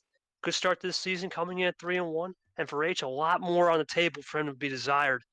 Best matchup, in my opinion, G. What's your thoughts? H, a lot of motivation. Abian, a lot of momentum. Something's got to give right here. I mean, I think you look at this, and it's really a clash of how well both these players end up doing in the prior tournament. Abian had a great run going all the way to the Elite 8 before losing to Ashley, and then H, who unfortunately had to play Ashley in the first round, had a bit of a card luck disaster and lost in a 4-0 sweep. I think the interesting thing to note also is both these players ended up playing Ashley. Avion ended up getting away with a 5-3 and then H got swept 4-0, but again, whole disaster on the table there. So I think this is an interesting matchup to see who can get the better. If you look at the scores from how both did against Ashley, you would think Avion definitely has the advantage here, and I would agree. However, I think H is definitely someone we've seen who's been able to bring out those performances that blow you away and that really bring you to believe that he's definitely a contender to watch out for. But I think this is a tough matchup to predict because I think Abian has a lot going for him, but H has a lot of that potential that a lot of people see. So I think I'm going based off what I've felt from the last few weeks, and I've seen Abian be able to do well in other places, and H has kind of not been really doing as great. So I am going to go with a 4-2 for Abian, but I think this is definitely someone you have to circle as a potential upset here. Best game of the round, give me H and 7. I think he turns the Schneid around. Here's the reason why, G. If you look at history, obviously neither of these players have played a tournament too. So that's gone. You look at Roden away, I think it's hard to really read on that. H is think about it, he's done really well against some of the top competition. He lost to myself 4-3. Actually shoot made the finale, right? Lost 0-4. That's kind of an outlier. But he's had wins before in the past. You know, I don't remember the one win he got, but I think it was it was a plan against I think it was a Ghost. It might have been Ghost. But regardless, it was somebody. I don't remember exactly, but it was somebody. So he's got the track record. I don't think that 60th finishing spot, his seating is accurate deep down. I think he's kind of out of place. He should be way higher if he would just went far. I think you look at Avian door openers, right? We talk about this all the time. Art's favorite. You can't do that. This is a guy who will not care to leave the door open. If he does, he sticks it once or twice and just knows how to do it and gamble. H is too calculated. I think he just moved into a new environment too. I like the momentum in life to carry him here. I think Avian too has to adjust to time zones. I think it's going to finally catch up, unfortunately, and he'll take the loss on the Schneid here. But it will be a close matchup for sure. Give me H and 7, but probably in the best game of the entire round. Hopefully, that is a very good matchup. We go from one of the better games, G, to oh boy, one of the more interesting matches of this first round. Brian James sounds like a band name. Brian versus Ellison. Let's look at Brian. Brian, look, I don't really know what was going on. I don't want to speculate on that whole Bolton situation. You were there for the stream. I wasn't. Let's take that off the schneid. Not really the best performance against the Eli. Was at 4-1. Really no momentum. I hate to say it, going for him. And for James, he was just playing the Ellis or Nam style and was a steaming train man. He was too steamy, man. Too steamy, too quick down the train tracks, and he got burned. I don't have much expectation for this match, G. What are you looking forward to? Because this is a stream match too. What's your thoughts on this one? I think this is interesting because Brian, again, on this sixth line, seems to be gets someone who you kind of don't really know what to expect going into this. I think Ellison had an abysmal March. I mean, just really couldn't give much to Nam. Lost in a 4-2, but even then, I think that scoreline's a little misleading. I don't think it was as close as that was. And then Brian was barely able to outlast Bolton, and then just gets demolished by Eli. I mean, both these players, I don't really know where their head's at right now. And I honestly don't see the winner of this moving much further. So I'm going to go with Brian here in a 4-2. Again, I don't really know what to expect with this, but I mean, Brian has the experience to at least get the job done, but again, I don't see a great tournament from either of these players, so yeah, we'll have to see what happens. I went back and forth on this one, G, a lot of times. I know you had Brian, right? You had Brian win this one? Yeah. This is a tough one to predict here. You know, I look at Brian, he's one of those players that he's kind of like DJ. He's here for the vibes, but it's a little more interesting look than DJ. And Ellison needs to get back on the schneid. I'm going to go with James here. I'm taking the opposite. This is a dangerous 6-11 one. I think the 6 seeds are on high alert. And we already got Yoshi on high alert. We already got Seth on high alert. I think the 11 line is dangerous. But out of all the 6-11s, this one's hard to predict. I think the only reason why this one is dangerous is because Ellison has a little bit more to prove. Brian could be just spur of the moment. Who knows? He could just be spur of the moment. Here we are, right? And because of that, it's going to be a different kind of game on stream. Brian's used to it. Ellison is the reason why we're having a stream game. I think Ellison adapts to the stream as well and gets 1-7, but it will be a close one. There's an upset right there for sure. Now, Jay, this next one, I'm going to leave this one to you, buddy, because it's one of our rare transitional players, I like to call him, our free trial player. And Tapir, give us a little backstory on Tapir. You saw him more than we saw us, so you're going to take this matchup and take the lead. Varigold Tapir. Give us the backstory, Jay. All right. I mean, with Tapir, he's taken this spot into this Aquatic April since we had some dropouts, and we wanted to at least make sure that we didn't have only one seed playing in this first round. So Tapir, February Flurry champion, jumps into this tournament kind of as like a trial and also just kind of like a D2 showcase spot. Goes up against Varigold, who Varigold didn't really have the best tournament last tournament, so this is going to be a very important matchup for Gold to take care of business and win here. But Tapir, I've called it, for me, with Tapir, I call him a 5-tool player. I think he's got a lot of things going for him. He's got a lot of great flexibility when it comes to styles, and he can do essentially anything you ask for him on the table. Like, if you want to play fast, he can play fast. If you want to play those long games, he can play those long games. If you want a bit of a color switch extravaganza, he can do that. If you want to keep running one color only, he can do that. There's a lot of things Tapir can do, and he showed that in the February Flurry as he was able to get the victory there. And he'll be in the he'll be playing in this alongside the April Airways too, so he'll be kind of going from down below the sea and going high up in the sky for this April month, or for this month of April. But I think this is actually a really good draw for Tapir here if he could get anything here, because I think we're facing someone who Gold is kind of like in a weird spot right now. This is the first time Gold has faced a setback in this league so far, because when he joined in Tournament 3 last year, he won that thing, and from that point it was just going to Super League and beyond.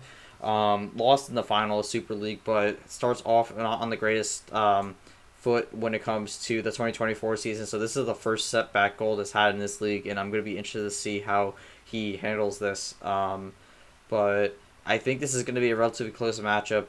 KT, I want to hear what you think your prediction is going to be for this one first. I got Gold 4-3. I know the computer had Gold 4-2. I think this is going to go 7, but this is very Gold G. Tapir is that shiny new player in the league, right? Everyone loves him. Look, he's my boss. I know it in another league. But at the end of the day, man, this is very Gold, right? And I know this is the first time he's had adversity all season and in his career, right? It's time for him to start realizing, you know what, that was karma. That first round loss was karma. The way he ended the Super League was very disappointing. You know, I was on him about it. He knows what he did wrong. We talked it over. It's time for him to get back on the schneid, man. I think he gets 1-7, but because of the less data, he doesn't know who Tapir is. Tapir's going to show up really well to this fight. He's not a player that's just going to be like, I'm going to play a 7 card. No, he's got good card start variety. He's learning from us. I think he takes it 7. And even if he loses, he can say, I held toe-to-toe with the Super League runner-up. That's hard to do in your debut. It's a tough draw. I think Varigold's too motivated. And let's face it, G, Varigold knows what's coming. We all know Summer Varigold's coming. Summer Gold T3. We know that's his favorite. So we got to make sure he gets there right in his mind. He's like, I got to make sure I get there. And I think he'll get the win here. But it will not be easy because this is a guy that has no data. Sometimes when you have no data, it's a similar situation with M. Limited data, tough draw. Got to find a way. If you're going to be a champion in this league, he needs to find some resiliency to get the win here. What's your thoughts? I don't know if this is because I'm the D2 commissioner. I've seen a lot of Tapir, and maybe it's a combination of also I've seen some stuff with Gold as of late. I think he's kind of all over the place. I'm going with a huge shock here. I actually have Tapir winning 4-2. I think this is not something a lot of people are expecting going into this, but I think Tapir's got all the momentum in the world, and Gold's kind of just got nothing right now. I mean, he's gone from essentially having the MRE UNO Championship in his hands last year to losing it there and then losing in the first round as a 1 seed. So I think Gold's all over the place. I think it's kind of affected him a bit also, and I think it's going to take a while before he gets his head back in the game and gets fully locked in and focused. So I actually have a huge upset here with Tapir. So that would be my second 14-3 here I'm predicting. Yeah, it's going to be an interesting one, G. It's a like I said, it's a lot of 3-14 lines. It could be scary, and it's because of the less data. You make a good point. You know, I'm wondering. You know, you wonder what's one thing I will say too, because he is that promotion player. Does he have more house money? Now I know the game time is insider info. It's early in the morning. He has early in the morning experience.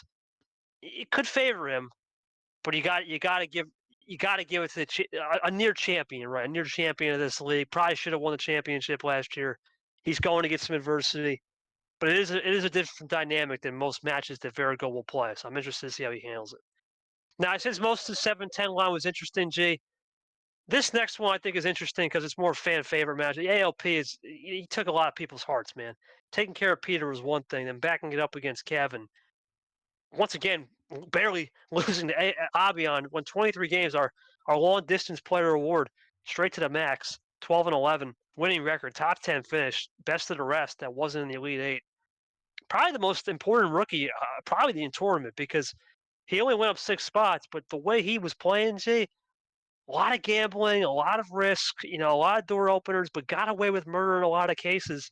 Versus Tago, who, I mean, gee, he practiced with his opponent at 24 hours before the match. Tough way to lose. More of a self-inflicted error. What's got to give here? Someone who made a self-inflicted error, or in this case with the rookie stand and a fan favorite ALP. What's your thoughts on this one? Tough one to predict for sure. Well, I mean, for Tago, I mean, we start things out with don't practice with your opponent 24 hours before the match. So I think that's the first thing he learned from March. So I don't believe he should be doing that again. But I think really when it comes down to this matchup, it's Tago who's a veteran. He's looking to get things back on the right track. He said before he thinks he's one of the better players in this league, and I think he needs just a little push to be able to show that. So I think with going up against LaPlante, who was in the Sweet 16 last tournament as a 16 seed nonetheless, that's definitely a good place to start off. LaPlante, he's a huge risk taker.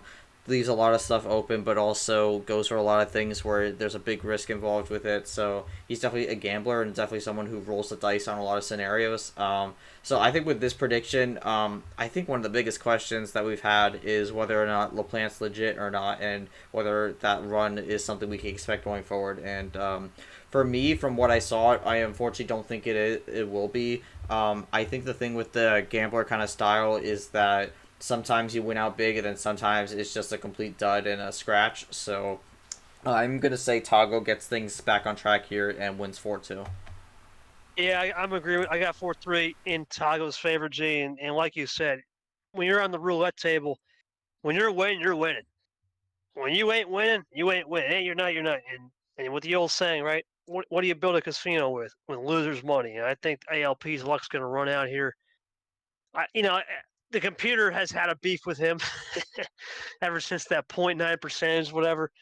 But I think this one's a little more fair, 53 to 47%. It's a more of a fair matchup. I think Tago just is way too motivated for this. And he just played the cup, too.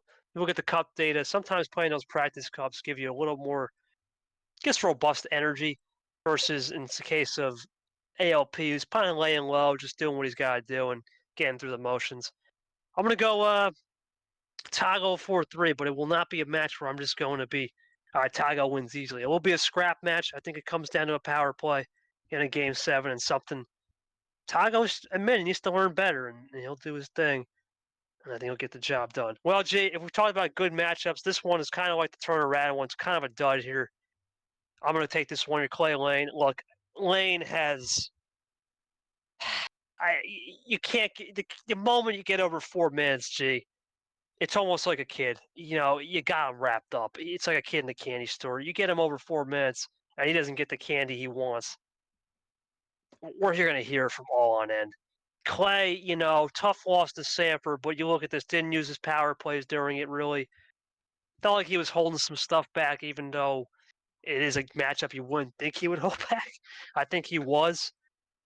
And you look at the way Clay has looked so far, coming in at 2-1, had a tough, well, not even tough, just a bad, unfortunate game against Brandon. Even though he won, he should have lost. Kind of on house money there and then destroyed Seth due to Carla. Kind of a balance of situation. I think this is just way too much Clay G. I'm going 4-1.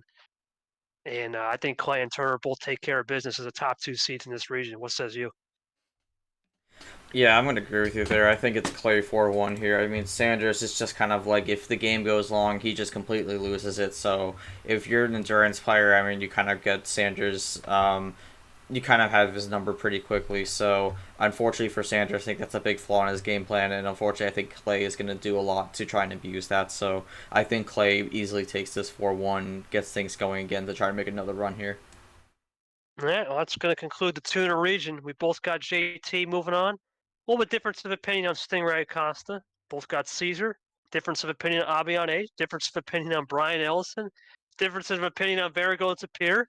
We both got, I believe, CT and Clay. So yeah, gee, a lot of meat in the sandwich kind of games, right? From Acosta to Pier, excluding Retro and Caesar, we got a lot of differences. So I'm not going to say what round 32 matchup. This could be the wide open region, though, G.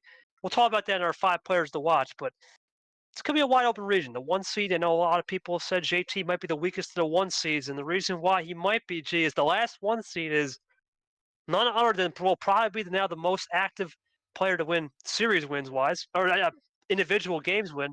He has 72. I have 73, but I'm on a bye. Charles Sanford at the 1 seed. 72 wins, G, 49 losses in his career. So many games played, so much experience. 12 career series wins. At this point, G, it's time to make a little Mount Rushmore here. He's the best player to have not won a tournament yet. There's no debate. This is not a debate. This guy is due for one, and he starts with Eric Monaco. I'm going to give you a similar scenario. I'm going to take this one here, G. Give me 4-1 Sanford. Monaco wasn't even playing 5% against Vapor. He was playing 100%. Vapor was only playing like 5%, and he still lost 4-1. This is Charles Sandman Sanford in the Salmon region. Too much alliteration. Too much Charles Sanford. 4-1. C. Sanford gets it done. No questions asked. He's one of the best here, and he's the best player to have not won a tournament so far. Nothing but respect to the legend, even though he is a master, Charles Sanford. What says you? I mean, slight issue with the profiles there for a second, but it's fixed now. Just a slight glitch there, but hopefully it won't be much of an issue. But I think with this, you're being kinder than I am gonna be. I see this as a sweep. I don't see Monaco taking a single game. I think Monaco, after was supposed to play in March last year, didn't play it, didn't end up playing throughout the rest of the year, made his big grand debut in March for this year, and what do we get? We get a bunch of nothing.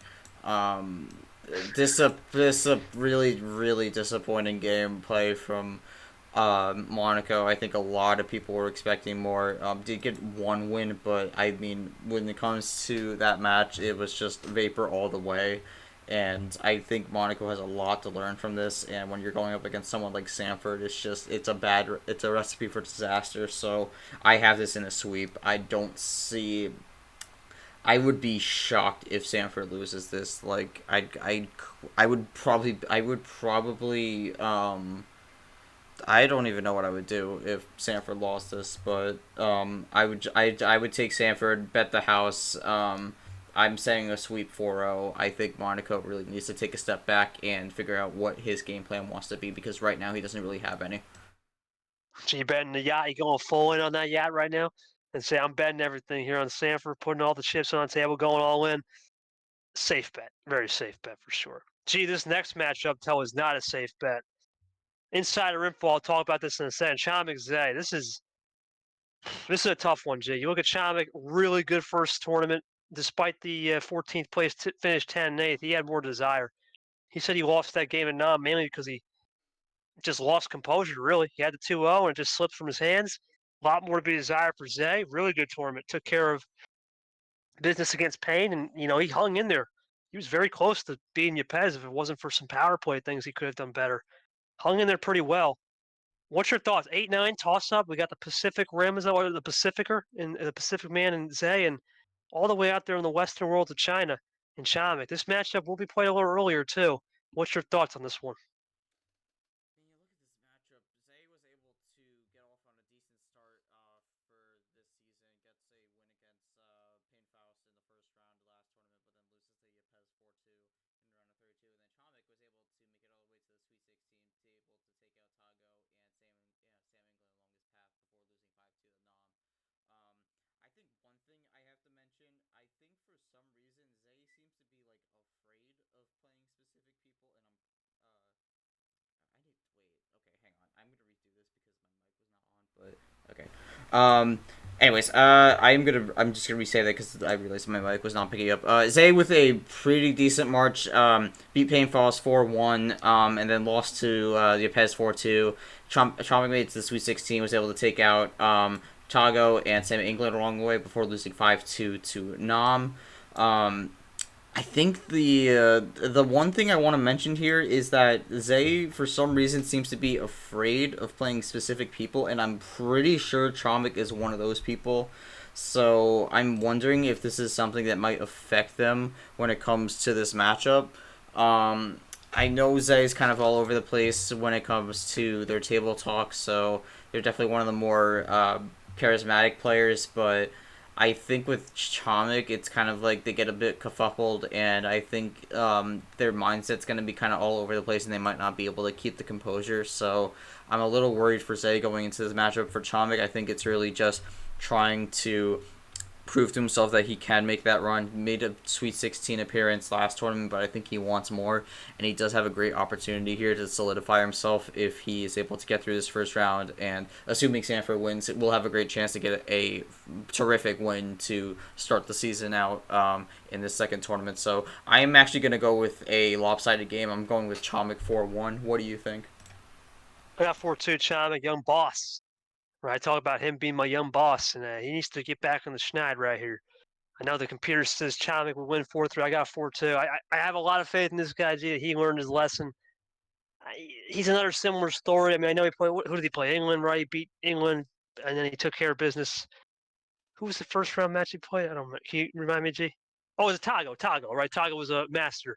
So he's got some pedigree, right, with a master in Togo and a rookie. So this is another rookie. I know the game time is a little weird. It's 10:30 in the morning, 7:30 a.m. Pacific. That is correct. Zay's time. That's different than most game times you'll see. Ironically, Tapir's game time as well is early in the morning, but that's at least Eastern Central.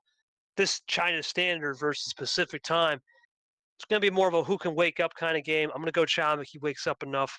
And in this case, he's at night, so it's even better for him. And we go from there. Gee, obviously no prediction for you on this one. It's all me here, so I just want to let you have the floor. Your thoughts of playing Austin Rogers round one? I'm going to play devil's advocate with this one and state a few reasons why I believe Rogers actually has a decent shot, because I've seen a lot of people give him no chance, and I don't fully agree with that. You got to remember in Tournament 2, Rogers, last year in Tournament 2, Rogers got his biggest win of his MRE UNO career, where he was able to take out Peter Onjak in the Sweet 16 of that tournament to progress into his one and only Elite 8 so far in his MRE UNO career. So he got a big win there, was able to run with the momentum there.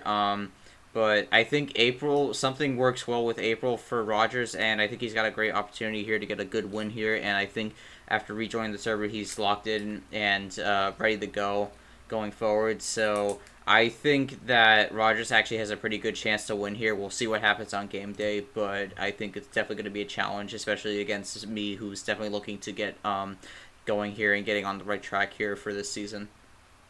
Yeah, Jay, and that's the reason why I have Austin Rogers putting up a fight, is because of that past history. But I'm still going with G all day. 4-2 for G. Look, the only difference between Austin Rogers when beating Peter against G is here. Peter had some issues, right? A lot of people talked about it. He just won March, and it could have been a slump factor. We'll talk about that probably in the next topic, the topic 3 of the March winner myself. But you got to look at this and say, is Austin Rogers ready to take on G-Man? Tough draw. He even said it. He's going to have to be dialed in, and I think he will be, but not to the point of G-Man, who's got more hunger. He's at the bottom of the floor. I think G's going to get this win mainly because he starts to figure out D2 as a commissioner, and he starts to get into his groove. However, I will say this much. If G does figure out that 5-6 card starts, maybe even 7, I think he'll be more of a complete player. I think that's why I'm more interested to see, will G figure out those low card starts? Does Austin Rogers even care to do that? Who knows? Interesting match. I got G-Man, though. I got to stick with it 4-2. And he's in my Super League predictions, too, so I don't think he wants to go 0-2. It'd be a similar situation to Peter Alamis, where the pressure would be really on G. You don't want those talks, for sure. All right, G, this one, I get sentimental about this, G, because Dark should have had this win. This was the famous 4-3 Dark lost to 3-0, and that was not his fault. I mean, he was up 3-0. We allowed Aiden Smith, he gave him one back 3-1. Then we allowed him to use a power play on the first turn of the game, and Aiden should never won that game. That was on the league commission members. I'm going to take the role in this one. I got Dark winning this one 4-3. I think Dark gets one back in 7. I really think it's Dark's time. You cannot lose again in a 3-1 comeback style or just straight up lose. You can't do that. Dark, you're a better player than that. You get the chess style. It's his time. Aiden Smith, I think, has a lot to learn. He's in a similar spot to Austin Riders, ironically. A lot to learn. I think he got lucky when he played, what's this, his Dark last year because we made a mistake. I made a mistake, really, on the power play rule. That's been corrected. Dark gets back on the schneid. 4-3, though. We'll be close because they both have history. It's a rematch game. Dark gets one back. Thoughts on this one, G?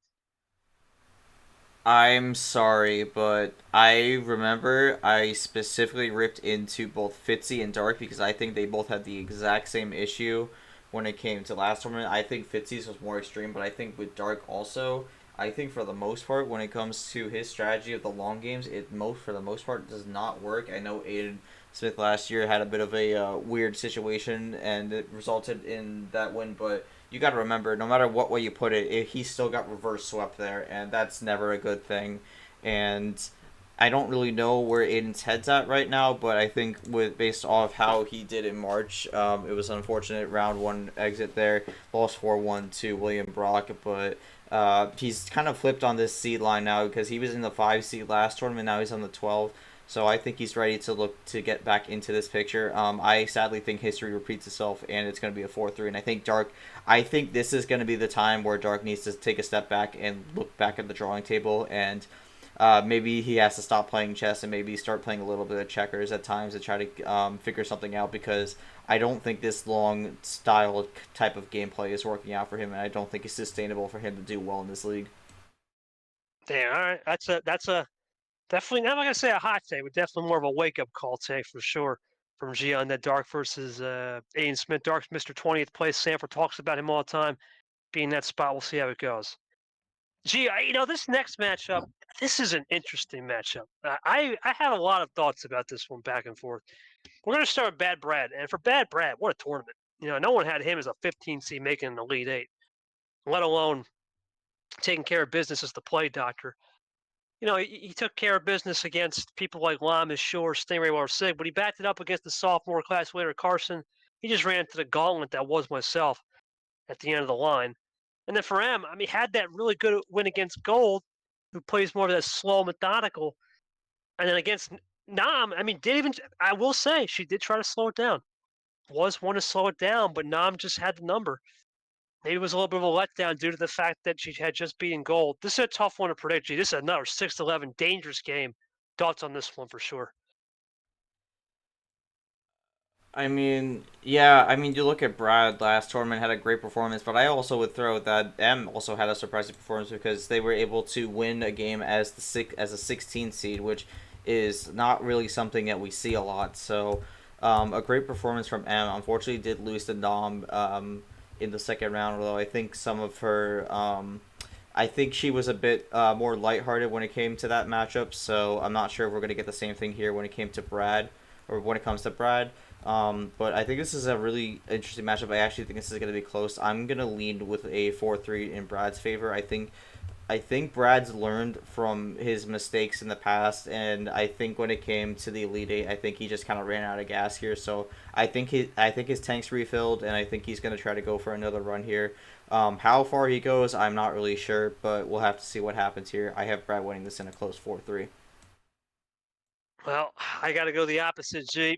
4-3 in M's favor because of the computer. Deep down, I think Brad, if he just plays consistent, he just learned on how to win and how to lose. I think he should win this game. So I have to think about justifying it, why M will win. And the only reason why I could see M win this game is because of that pace man. Brad is known. I see it sometimes. Uno play blue skip, draw. Uno play blue reverse, draw. That's my one concern. He sticks it, but it's always at the wrong time. You can't gamble a lot with M. Not in a methodical first round game.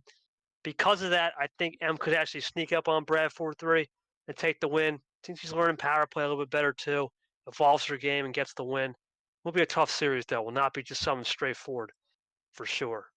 Gee, this next one. If you would have told me Monkey was a 3 seed ever, I would have called you nuts. What a tournament for March Monkey. Obviously, he lost to Ashley in the Sweet 16, but that big win to Vapor really propelled him. We had a lot of chaos that kind of backtracked in his favor to move up a line. Now for Brando, he was getting every hand in the book. This man was getting everything against Clay. I still don't know to this day how he lost that series, but I digress. It happened, and now he's got to join back and get back in the old fray. What's your thoughts on this one? We got Brando in an interesting spot of what will we do without the hands, and Monkey, who's trying to prove that March Monkey was not a fluke. It's real, that I'm here for a long time. I mean, we saw last season with Monkey. March Monkey was a real thing, and then we went to the rest of the season, and Monkey was nowhere to be found. So we're gonna have to see if it's a repeat of last season. Because you got to remember, when it came to last season, Monkey won 2 games, I believe, in March, and then from that point forward, I don't know. I think they only got 1 more win in the rest of the season. So. I think for Monkey, this is really a point where he has to prove whether he's evolved his game from last year, and if he can show that he can make those runs more consistently and maybe be a contender for Super League. He's got Brando, which I think Brando had a bit of a disappointing first round exit last tournament. Lost to Clay 4-3 in a match that I think they could have won, but were unfortunately not able to close it out. I think a little bit of lack of experience was what cost them there. So I think they may have learned from their mistakes there, but I'm going to say that Monkey is able to take care of business here in a 4-2, but I wouldn't count Brando out here. I do think there's a lot of 14 seeds here that have a good chance of making a big upset. She's going with that 14 line. I've been pretty consistent on just staying cool and neutral, and the computer has to do it. I got Monkey winning this one 4-3. I know he made some comments post-game, rubbed me the wrong way. I'll take that with a grain of salt. I think he needs to get back in the schneid and prove, you know what? That was just a regretful comment he regrets, and he'll build his character back up and platform. He'll get the win here 4-3. But remember, it's the guy he brought into the league. He brought this guy into the league in Brando. That's not going to be an easy task because he knows the style. And that's the thing. You can't just expect that. To be like, all right, I'm going to nail that in and just win 4-1. Because they know each other, I think Monkey's going to have a harder time than most people think, and he'll win 4-3. Gee, this next matchup, I'm going to lead this one to you because we had to change some matchups around. You really wanted this matchup. Talk to me about Kevin Brock, especially since we had to move some things around. Oh boy, this matchup. Okay, so Kev, I mean, I was liking what I saw from Kev in March, and was able to take advantage of a misplay from MGR, but then in the next round did the exact same thing that his opponent did to cause him the win, where he doesn't use the power play when he has the game locked in and ends up losing in a 4-3.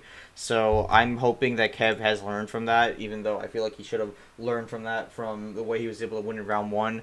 And I think he's got a pretty tough challenge here going for this first round with William Brock. Now, William Brock, I think, had a bit of a disappointing performance when it came to the last tournament. I think a lot of people were expecting a lot out of him, and while he did perform to some extent, I think the matchup against Curtis, I think people were expecting a lot more out of Brock. So I think Brock's really looking to try and correct course here and make a bit of a rebound here. So I think when it comes down to this, I like more. I like where Brock's head is more. So I'm going with a solid 4-2. Brock is going to move on as the 10 seed. A little upset action. I agree with you, G. Computer has Brock into that 4-2 conversation. I got that 4-2 conversation. WB. Yeah, it's actually Brock 4-3 from the computer. I think Brock realized that, you know what, using all that ammo out of the control and out of the wazoo against Curtis is not the way to go.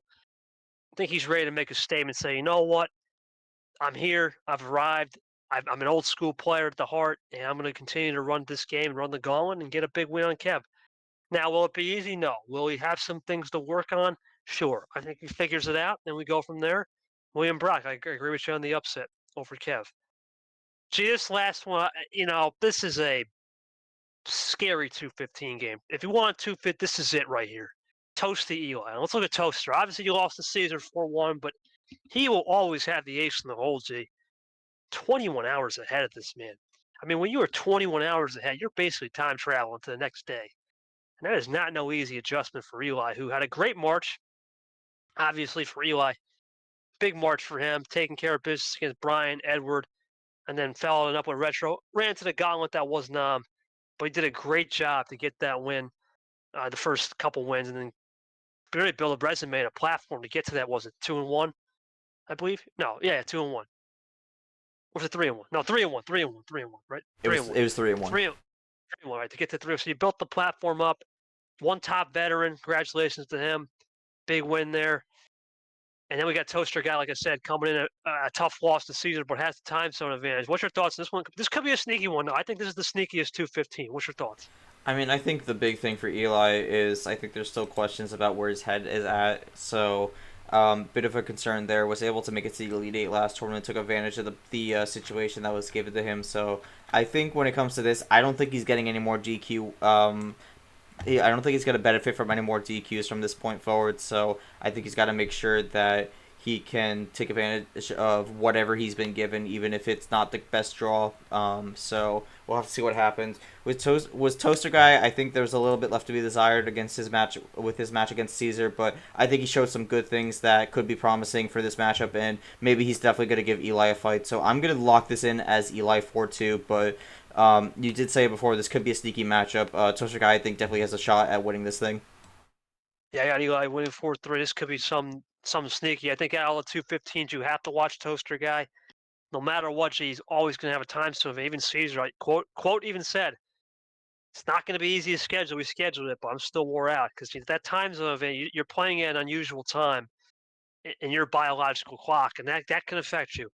Eli's going to have to make sure he stays on his regimen and gets those nice sleep and takes care of business because it's not going to be easy road for him, G. At this time, you look at the road as we kind of recap here. If he wins that game, William Brock, and we think it's the up, that's not no easy feat.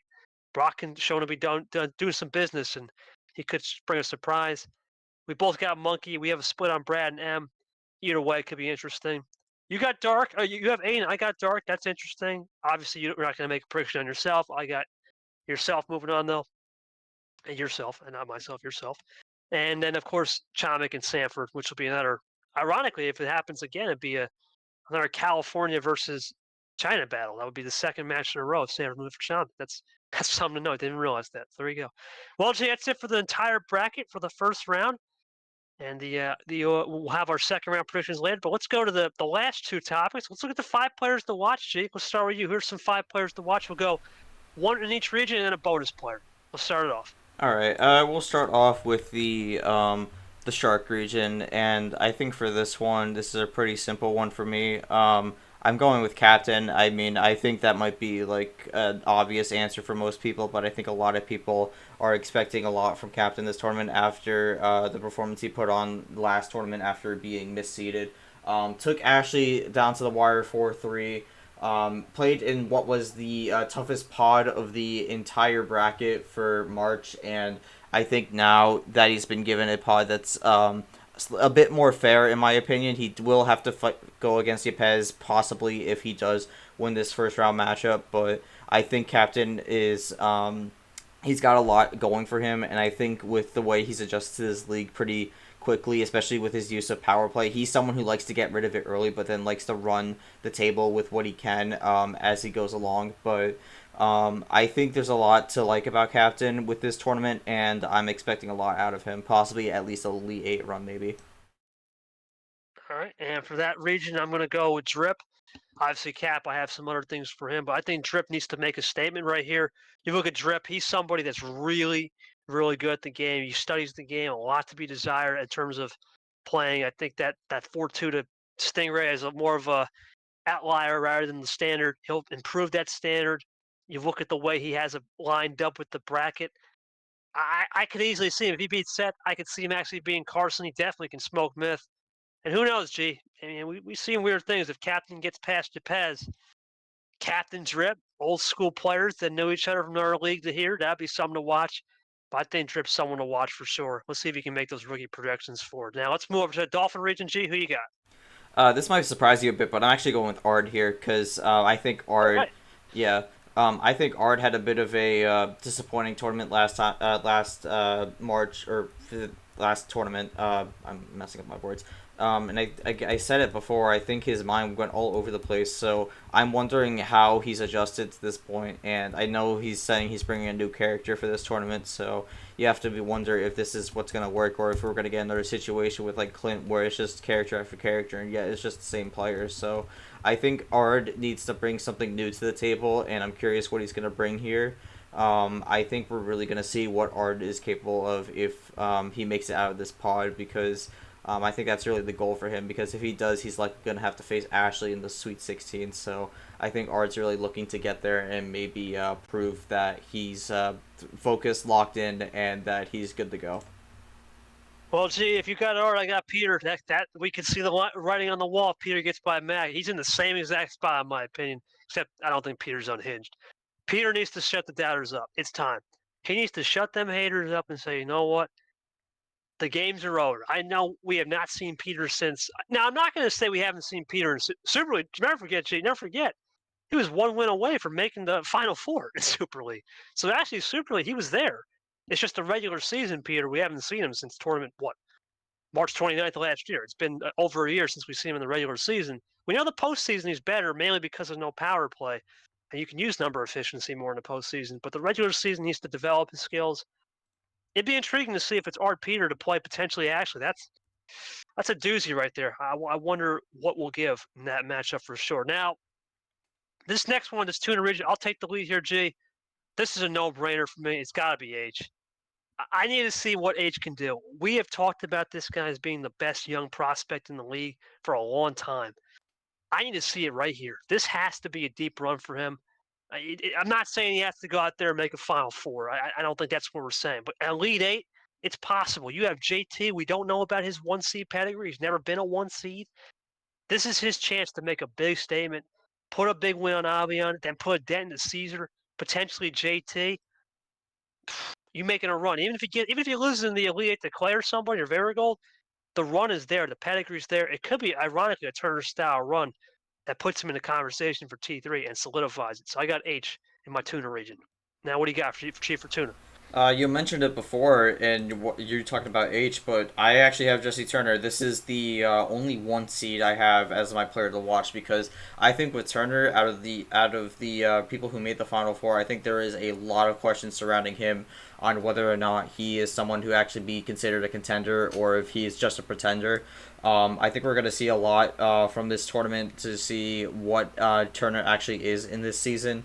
And I think this run could be a signal for what to expect out of Turner going forward, whether he's going to be someone who's very safely into Super League, or if he's someone who's going to have that Final Four appearance and then just completely drop off the map. So I'm watching Jesse Turner. I'm seeing what he does with this 1 seed, and we'll see how far he goes. Yeah, 1 seed for JT making his debut at the 1 seed in the last region, G. I thought about this one hard, but I'm actually going to put a surprise. You're probably not expecting this guy. I got Brad. Now, you're probably thinking, Brad, what? Over G? Here's why I say Brad, because Brad has to come off that sick doctor stuff, right? Yeah, okay, he lost to KT. Okay, so be it.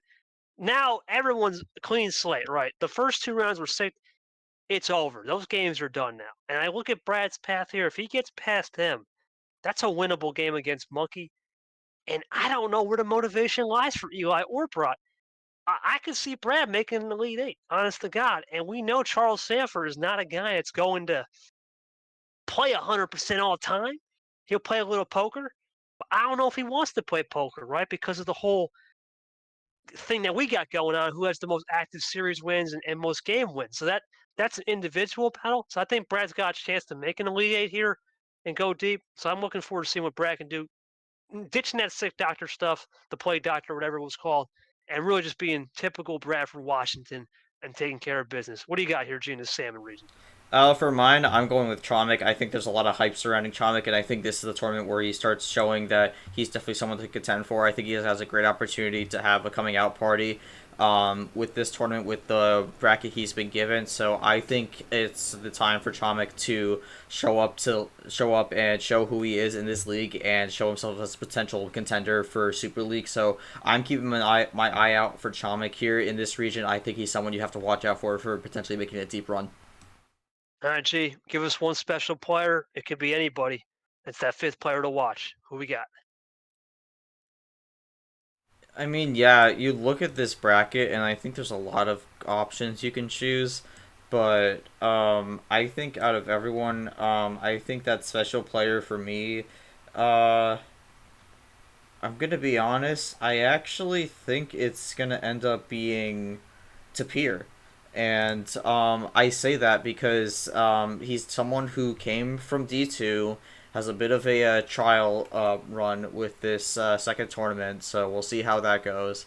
And every single person that plays him, they're not going to have much information on him, not going to have much info on how he plays, what he's like when it comes to the gameplay. I mean, really, for Tapir, he's the biggest unknown when it comes to all of this, and I think that's a bit of a concerning thing because we're in the second tournament, we're in the middle of the season now technically, so I think to have a bit of an unknown thrown into this mix, I think has to have people concerned. I think people should be keeping an eye out for him, whether or not he makes it through the first round, but if he doesn't make it through the first round, he could potentially have a bit of a run that could catch people off guard.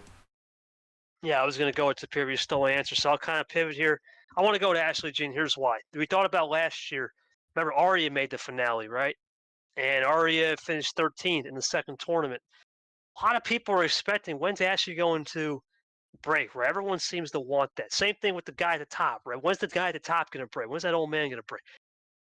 I want to see what a runner-up can do. We've seen Sanford do it. He went to back-to-back runner-ups in the mid-season, but this is coming off of March. A lot of speculation on with the bye week, how those bye players are going to have a chance to recoup. Right? Sometimes, gee, with the bye players, are unknown too. Ashley's got a bye. Well, there's no first-round game. Short of the reward of, all right, I can just relax and sit back and enjoy. But then at the same time, you have to understand you're going to have to start developing your processes a little quicker because you don't have a best of 7 warm-up series. You got to get right into it round 2. I'm interested to see how the bye players do with more Ashley because she's a rookie, right, by label, but a world champion. Let's see if that world champion pedigree comes out right here, having a little bit of a new wrinkle to the fold with that bye week because this is new for everyone, right, G? We've never seen a bye week, and that's the one wrinkle in. That's the only wrinkle of this tournament because everything else is just best of 7, 9, 9, 11, and then just 1 and 2 power plays. So that's it for that. Now here we go, G. Last topic right here. Final 4 predictions, and of course a hot take. We'll start with the hot take. G, what do you got? Give us one hot take for this first round. All right, so my hot take, I actually had this set before we started recording, but excluding the 16 line, I think at least one player from every single seed line will be in the round of 32. So that would okay. So I'm saying like there will be at least one 1 seed, one 2 seed, one 3 seed, one 4 seed, and so on and so forth, excluding the 16 line. I think 1 through 15 all have at least one player in the round of 32. Gee, you're going to hate me for this prediction, man, because this is a stream game. Dark and Aiden break the record. It's over. The record is done. Longest series in history on the stream. We're talking 3 hours. This is it, G. 3-hour series on the stream. It's probably going to be 4.5 considering I streamed that game. Oh my god. I think this is it, G. Those two guys are cracked. I'm telling you right now, Dark Rain is going to be playing slower than ever. Aiden Smith knows how to play that slow style and kind of run with it. 3-hour series is incoming. I'm finally calling it. We got it last year with Turner and Dark is the longest. History repeats itself. We're breaking that 2 hours 20. 3 hours is coming, Dark Aiden, and it's probably one of the worst takes this season, but I don't really care. It's a hot take for sure. That's terrible. But I think it could happen, though. It really could because it is Dark. You never know. He has that magic for a long series in tournament, too. So I'm going off of history. All right, G, it's that time. Final 4. Who you got? I mean, I had to look through this for a while now because I think some of these regions it's tough to pick a winner. But if I had to go with my Final 4, I'm just going to go with this. I'm thinking it's going to be from the Shark region. I think Captain gets it done as a 7th seed. From the Dolphin region, I'm actually going to go with a bit of a shocker here. I actually think Ashley goes back-to-back Final 4s. Before this season, it was not common for a 1 seed to make it to the Final 4. We saw that last tournament. I actually think it does happen again. So I think we do get another 1 seed in the Final 4. I think Ashley goes back to back. Then for the tuna region, I think this was one of the ones I had a really hard time figuring out who I wanted to go with. But I eventually landed on an answer, and I think I'm actually going to go with someone who's a little bit on the higher end of the seeds. I'm going with Clay Wolf here to make the Final Four. I think he has a pretty good bracket path set up for him, and I think overall he's looking to be in a good spot to make a run here. And I'm high on Clay. I think he's has a lot of good to bring to the table. And for my salmon region, I had to go back and forth on this for a while, but I think I decided I think this is the tournament Chomik shows himself as the contender he can be. I think Chomik does make the Final Four. If obviously we're excluding myself here, but I think Chomik makes the Final Four, and that's my field. So my field for the Final Four for the Aquatic April would be, it would be Captain, Ashley, Clay Wolf, and Chomik. So thoughts on that, and what do you got? You look at Captain. That's definitely a good prediction. There's a tournament, the 7th seed. It just fits right in the mold. Ashley's a safe bet. That's a safe bet, man. You look at that region, definitely there's not much parity you could think. Obviously, we have Nam there working. Safe bet. I like that. I like the bold prediction a little bit. Who? Let me see. You said who was it? Clay? I had Clay in the tuna region. It's a little bold. I'm not even gonna lie. It's a little bold. I think there's someone else lurking out there in the Sharks. I think Clay's a good player. Is he ready for that Final Four step is interesting. I'll look into that a little more in depth. And then, of course, you had Chomik. That's a really bold take. You look at young Boss, obviously excluding yourself. He's got a lot of things going for him. I'm interested to see what he can do to play Sanford. But here's my Final Four. I got Captain. I'm right with you. I think this is his tournament. Right, excluding myself, of course. I think Captain's ready to take the next step. It's hard to play that low card package stuff, man. It's not easy to figure out. I think it actually works here. The low tides work. Ard, you ready for this one, G? I'm going my boy Ard. Ard in the Final Four. There is no way that is happening, bro. Come on. I'm going Sean Ard in the Final Four. I'm telling you right now, I think he's due. He is absolutely due. I think he gets through Jeff. I think he gets through Peter and Matt, and he pulls the biggest upset of the season against Ashley. I know people are like, you're probably crazy, but I'm ready for it, G. I think he's there. I'm going to call me crazy, but I think Sean Ard is ready to make the run. I think he finally learns his composure. Unhinged Ard is finally the real Ard we see. I'm going for some. We thought, look, we got a look. We know no one thought Turner would get in or Nam, so I'm going to go Ard here. It's a little crazy, but why not? And I'm going to go even crazier, G, on this one too. Has Ard even made an Elite 8 though? I don't even think he's never been in Elite 8 though. So there's no data backing it. That's a crazy prediction. Crazy, but I think Ashley would be due for a loss at some point. I think Ard could do it. I'm going to Ard. I don't see it. I just don't see it. In the Final Four, man. H I can see a little more, but I mean H is in. I think H's bracket path is pretty tough, so I don't know if Final Four is in the cards here, but we'll see. I'm going to surprise you. Ard and H are my two surprises for sure. This last region, though, I went with Shaw. You listen. I know he's going to say about all this poker stuff. I still believe in the Sandman, Charles Sanford. This is his kind of tournament, the beach, Aquatic, April. I believe in Charles Sanford for pulling forward and pulling through the motions here. He's going to get through that path, make it Final Four, and then whatever happens there, happens there.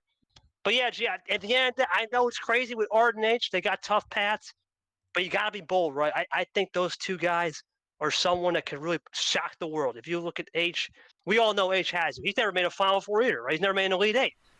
But I mean, we have less data. We have less data from H. Ard, we have an entire season to go off of.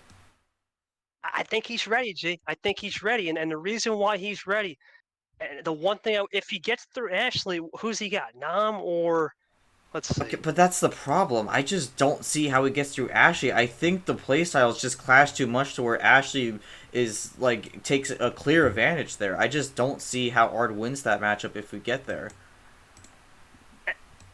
I'm rolling the dice, G. Look, no one thought Nam and Turner would get there, right? I'm going off of past data. Turner never made a Final Four. Nam never made a Final Four. Ashley never made a Final Four. Sure, Ashley had the pedigree, right? Turner made 3 Elite 8s, though. That at least is something. You got to go bold, G, right? You made some bold takes with Leo over DJ. I think this is Ard's time. I think unhinged Ard is the right Ard. I'm telling you, He's done with the games. I think he's all business. He means all business, and he's ready for it. He's ready for the next chapter and the next step.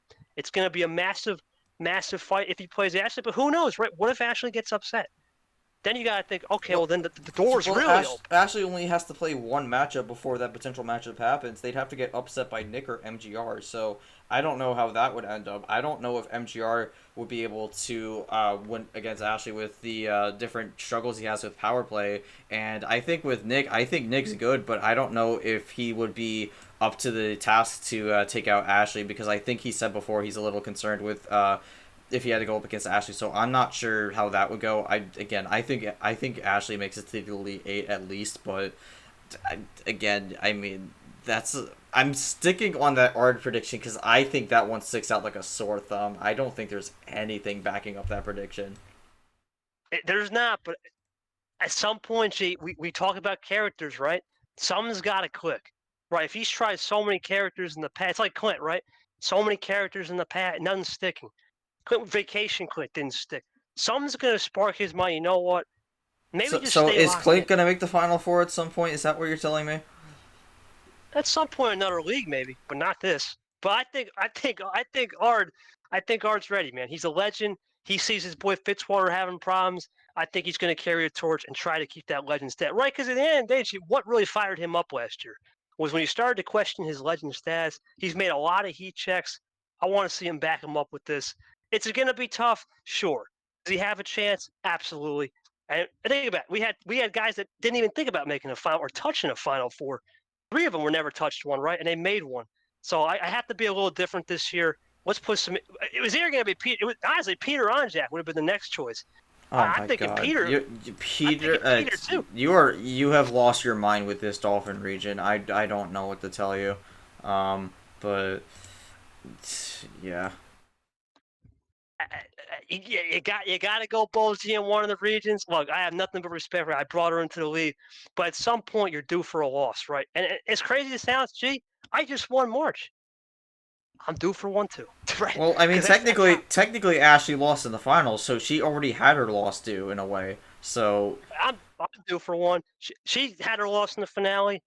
I think Art could throw a surprise. I think if he stays business as usual, you never know, right? It's a risky prediction. But we got to go. Same with H. Look, you're right. You're absolutely right. H is on a brutal path. He's got Caesar. He's got Abion. He's got a JT, right? Brutal. But if he's going to be one of the best prospects in the league, what do we have to do? We got to see how it goes. So I think both H and R are going to have something to prove. It's risky, but it's worth the risk for sure. Good. It's good content, G. It's good content. That's for sure. Fun debate there. I still think that is an absurd prediction for the Dolphin region. I don't think the Tuna region.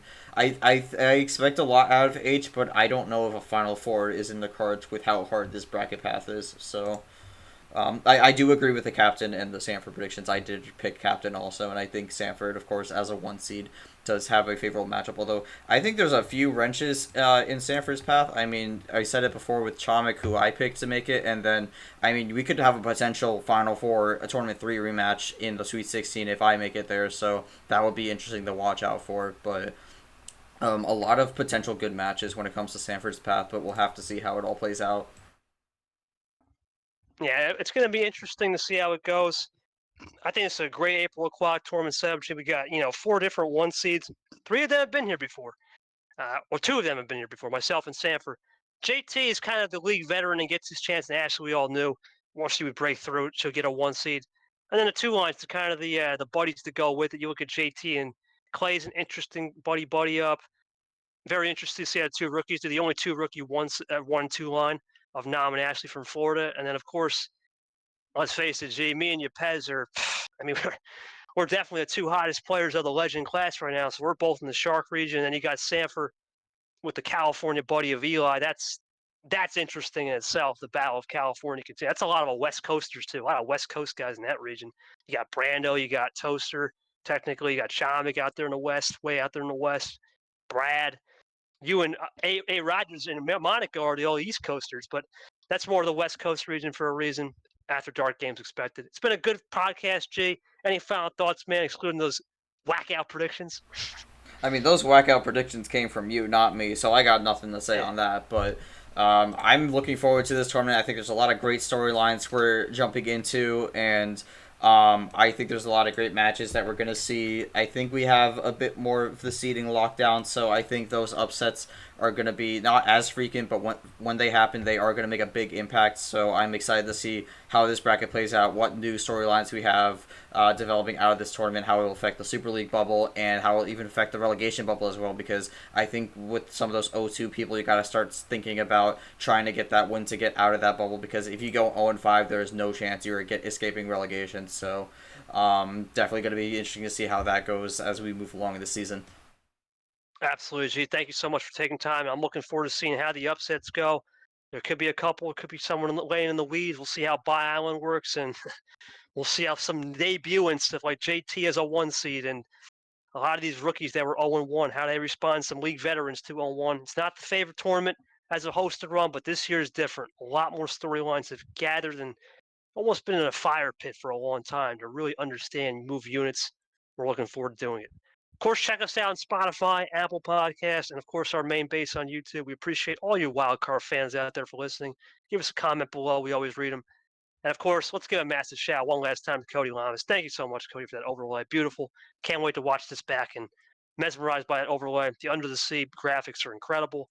It's built for 1080 by 1920. I know you put some 4K as well in there. Thank you, Cody. Always appreciate you, buddy. And of course, for G, thank you for taking time out of your day, always doing these wild cards. We're going to see you back here for some of those SCUBA 64 reactions. And of course, the Tide 32 is coming in. But will it be a high or low tide? Find out. Episode 9 of the Wildcard Podcast, Aquatic April 2024 edition. We're peacing out. For G and myself, have a great night.